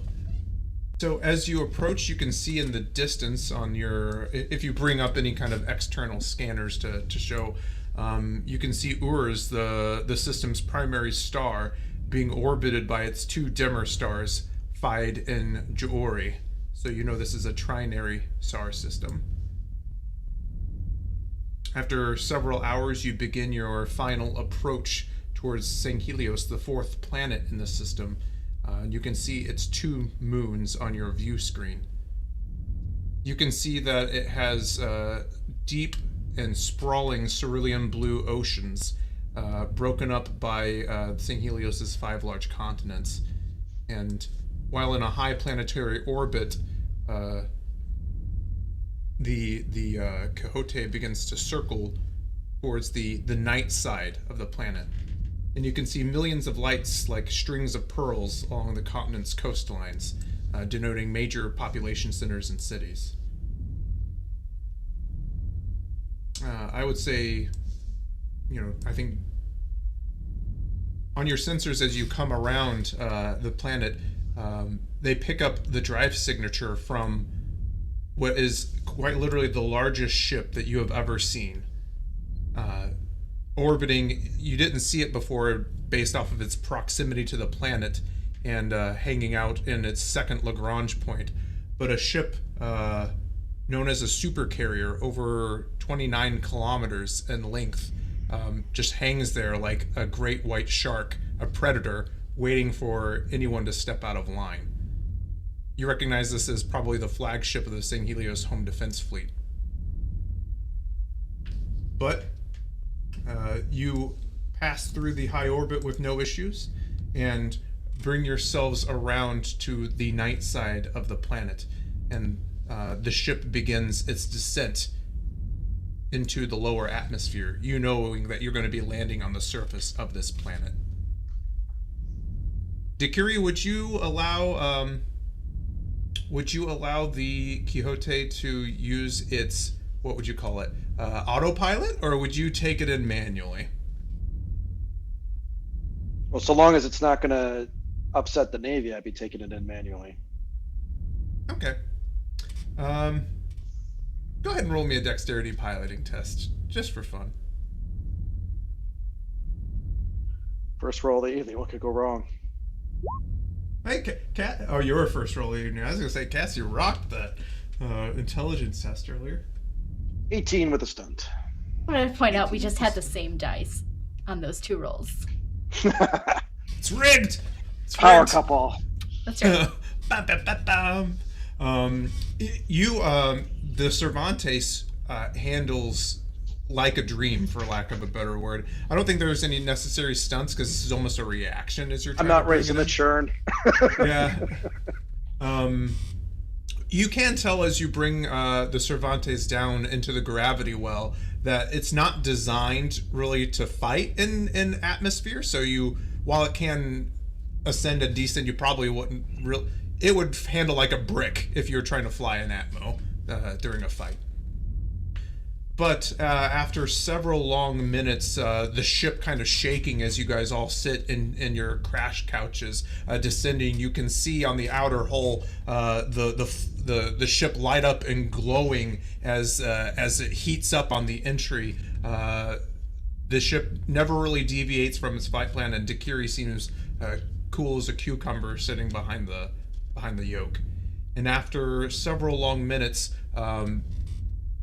you can see one of the planet's 3 suns rising in the distance, kind of welcoming you with these rays of light as the ship settles down over what appears to be a very reddish, arid landscape. The sky is a deep yellow, and in the distance you can see the abode of Nails, which I'm going to throw up on roll 20 for everyone to see.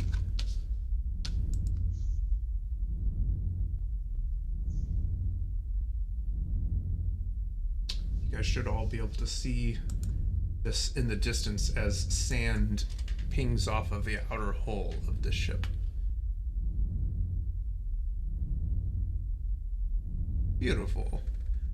I got that image from an artist named Mark Drummond. He makes he's on Patreon. He makes a lot of TTRPG maps and a lot of beautiful art, and I really like that.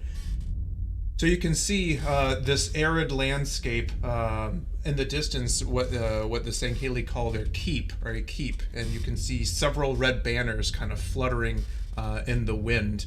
The outside sensors of the ship tell you that it is a cool 114 degrees Fahrenheit outside, which is not uncommon for this part of the planet.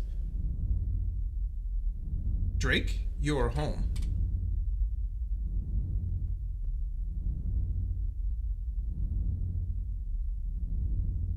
Yeah, there it is. That's it. Just out of curiosity's sake, Doc does a scan for any bodies of water. I know you've described it as arid, but I'm just curious how far out we have to go until there's water. There's subterranean lakes and streams. The largest body of water is the coast, which is probably 200 kilometers to the east. Okay. She'd like to take a map of the closest bodies of water. Understood. I'm going to turn the reactor off because the ship has landed. I'm going to put on this other sound pad instead. Second. Okay. No, this one. And as you land, you can see a dark shape wearing a flowing tunic come out onto the steps, the white steps of this keep, and they extend a long arm and wave it to you, beckoning you forward. Yeah, Drake, steps off the ship and, escorts the group as they want to, towards. And I'll say, Nails, everyone, this is Nails. Nails, this is everyone. As you guys approach, you are struck by the height of this individual. They easily stand 7 feet and 8 inches in height. Their pale grayish skin has wrinkles of age, which you would recognize in Sangheli, but his eyes are a piercing, kind of yellowish golden. Wearing a very plain tunic. Actually kind of is reminiscent of the robes that you've seen Drake wear in the past, but much more plain. And as you step off of and out of the artificial gravity of the Quixote, you feel heavier, quite a bit heavier, as you realize that this planet has a higher gravity coefficient than Earth and what you're used to. Not enough to be detrimental, but you realize if you were trying to go out and run a marathon, you would get winded much more quickly than you normally would. Welcome.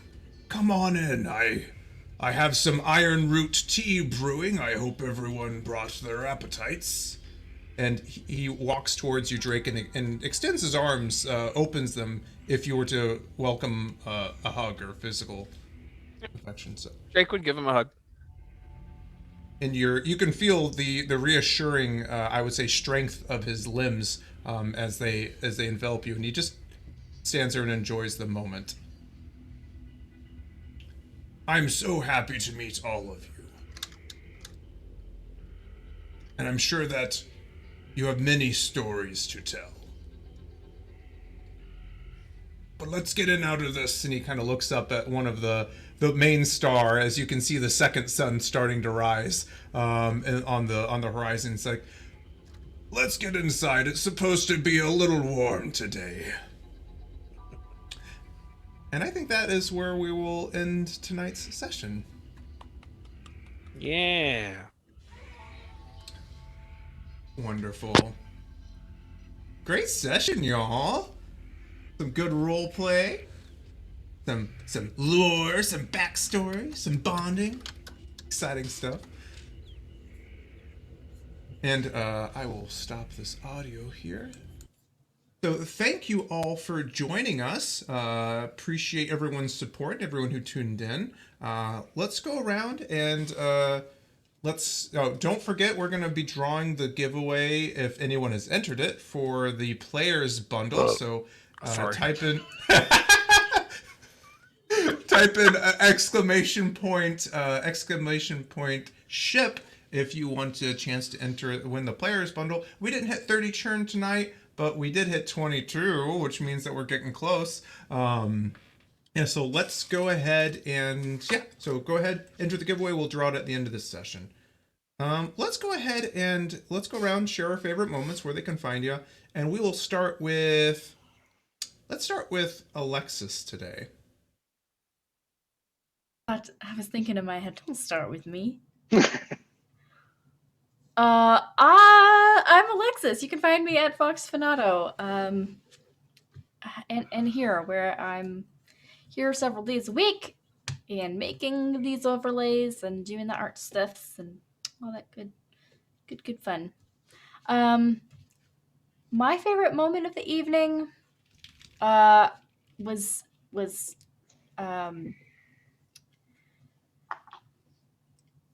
Drake and Nails. Yeah, I really liked getting a chance to see Drake kind of talk to somebody who he knows and trusts, and actually refer to people as his friends. I think that's one of the first times that we've really heard Drake refer to this group in that kind of a way. So that was really, really nice. And hearing Drake be kind of vulnerable and admit that he's got things to work on. Also really excited that he is interested in maybe starting to look into his memory loss, which is I have all the chin hands and all the eye emojis for that. So yeah, it's me. I'm gonna pass it to Matthew.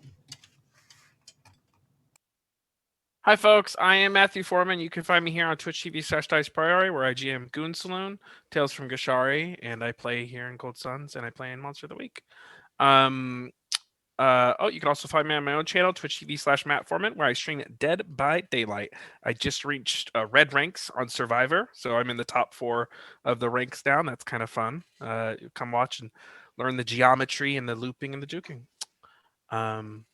My favorite moment, meeting Nails. It was dawning on me that it was the first human, but not. I mean, this is the first NPC that I've interacted with directly that relates to my backstory that I know of. And that was cool, and I realized that, and it was pretty dope. And I appreciate Chase for workshopping the character with me and coming up with it, and the planet and the art and everything. It was awesome. Next is Sean. Hi, I'm Sean. I'm here with this lovely group every Saturday. I like that we were able to tap into both Cassie and Drake's backstories today. Seeing a lot more out of both of them, and these heavy RP sessions always make me feel like I'm hungover the next day, and I can imagine that's what's going to happen tomorrow. I'll pass it over to Rob. So Rob at Parameter 804. I'm usually here on Saturdays for Cold Suns, and then Tales for Gashari when it comes back on Wednesdays. Favorite moment, all the backstory jobs. I'm excited to know more about Grayscale and what that is and all of that stuff. So yeah, and I'll go ahead and send it over to Liz. Howdy, folks. I'm Liz. So you can find me here on Dice Priori on Saturdays We'll be coming back here in a few weeks on Wednesdays for Tales of Kashari. And then on Tuesday and Thursday mornings, we chill out and play some video games one-on-one. And I've been bouncing between Civilization and Stardew Valley. So don't know what we're going to be doing next Tuesday. I haven't decided yet. Haven't flipped that coin. But that's what we do there. Favorite moment for the evening. I had it and then I lost it. Um, Favorite moment because I got distracted talking about everything else.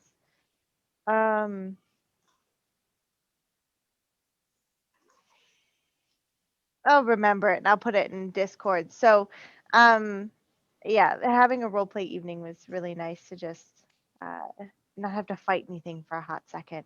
And we do need to remember to reach out to Palak because we totally forgot to do that. So, join our Discord. And make sure that you are following us so that you can keep track of everything that we're doing because it is a lot of stuff almost every day of the week. And I think that's everything I've got. So I will pass it back to Chase. Everyone else is going? Yeah? Chase. Yay. I'm not muted. Hello, everyone. Thank you. My name is Chase. You can find me on the socials at Chase314S. You can also find me on Dice Priority socials where I post TTRPG memes every single day. Closing in on 900 of them now pretty soon over the last few years. Yeah, so I really enjoyed this session. Honestly, some of my favorite times running a game is where I can just kind of sit back and let the players explore their characters and their backstories. I'm really excited because there are things that we've been seeds of things that have been planted for, well, it's going on years now with these characters that we're getting to, which is really exciting for me to see. And when you have wonderful players, you can just kind of take the ball and roll with it. It's wonderful as a GM. It makes it very easy. And honestly, I mean, I like the tender moments that the characters can share. It doesn't always have to be drama and high stakes action. So that's it for me. We are going to draw the giveaway winner if there were any entries for the player giveaway. No one wants free stuff. Actually, a lot of the viewers have already won free stuff. I know T-Bone and Salty, not Salty, MK Frost have won. Frosty, Lord Arctic Frost. That's right. So yeah, we'll give away more stuff soon. We're closing in on 30 churn here. So if that's the case, I believe that we are going to be rating Corey Hickson.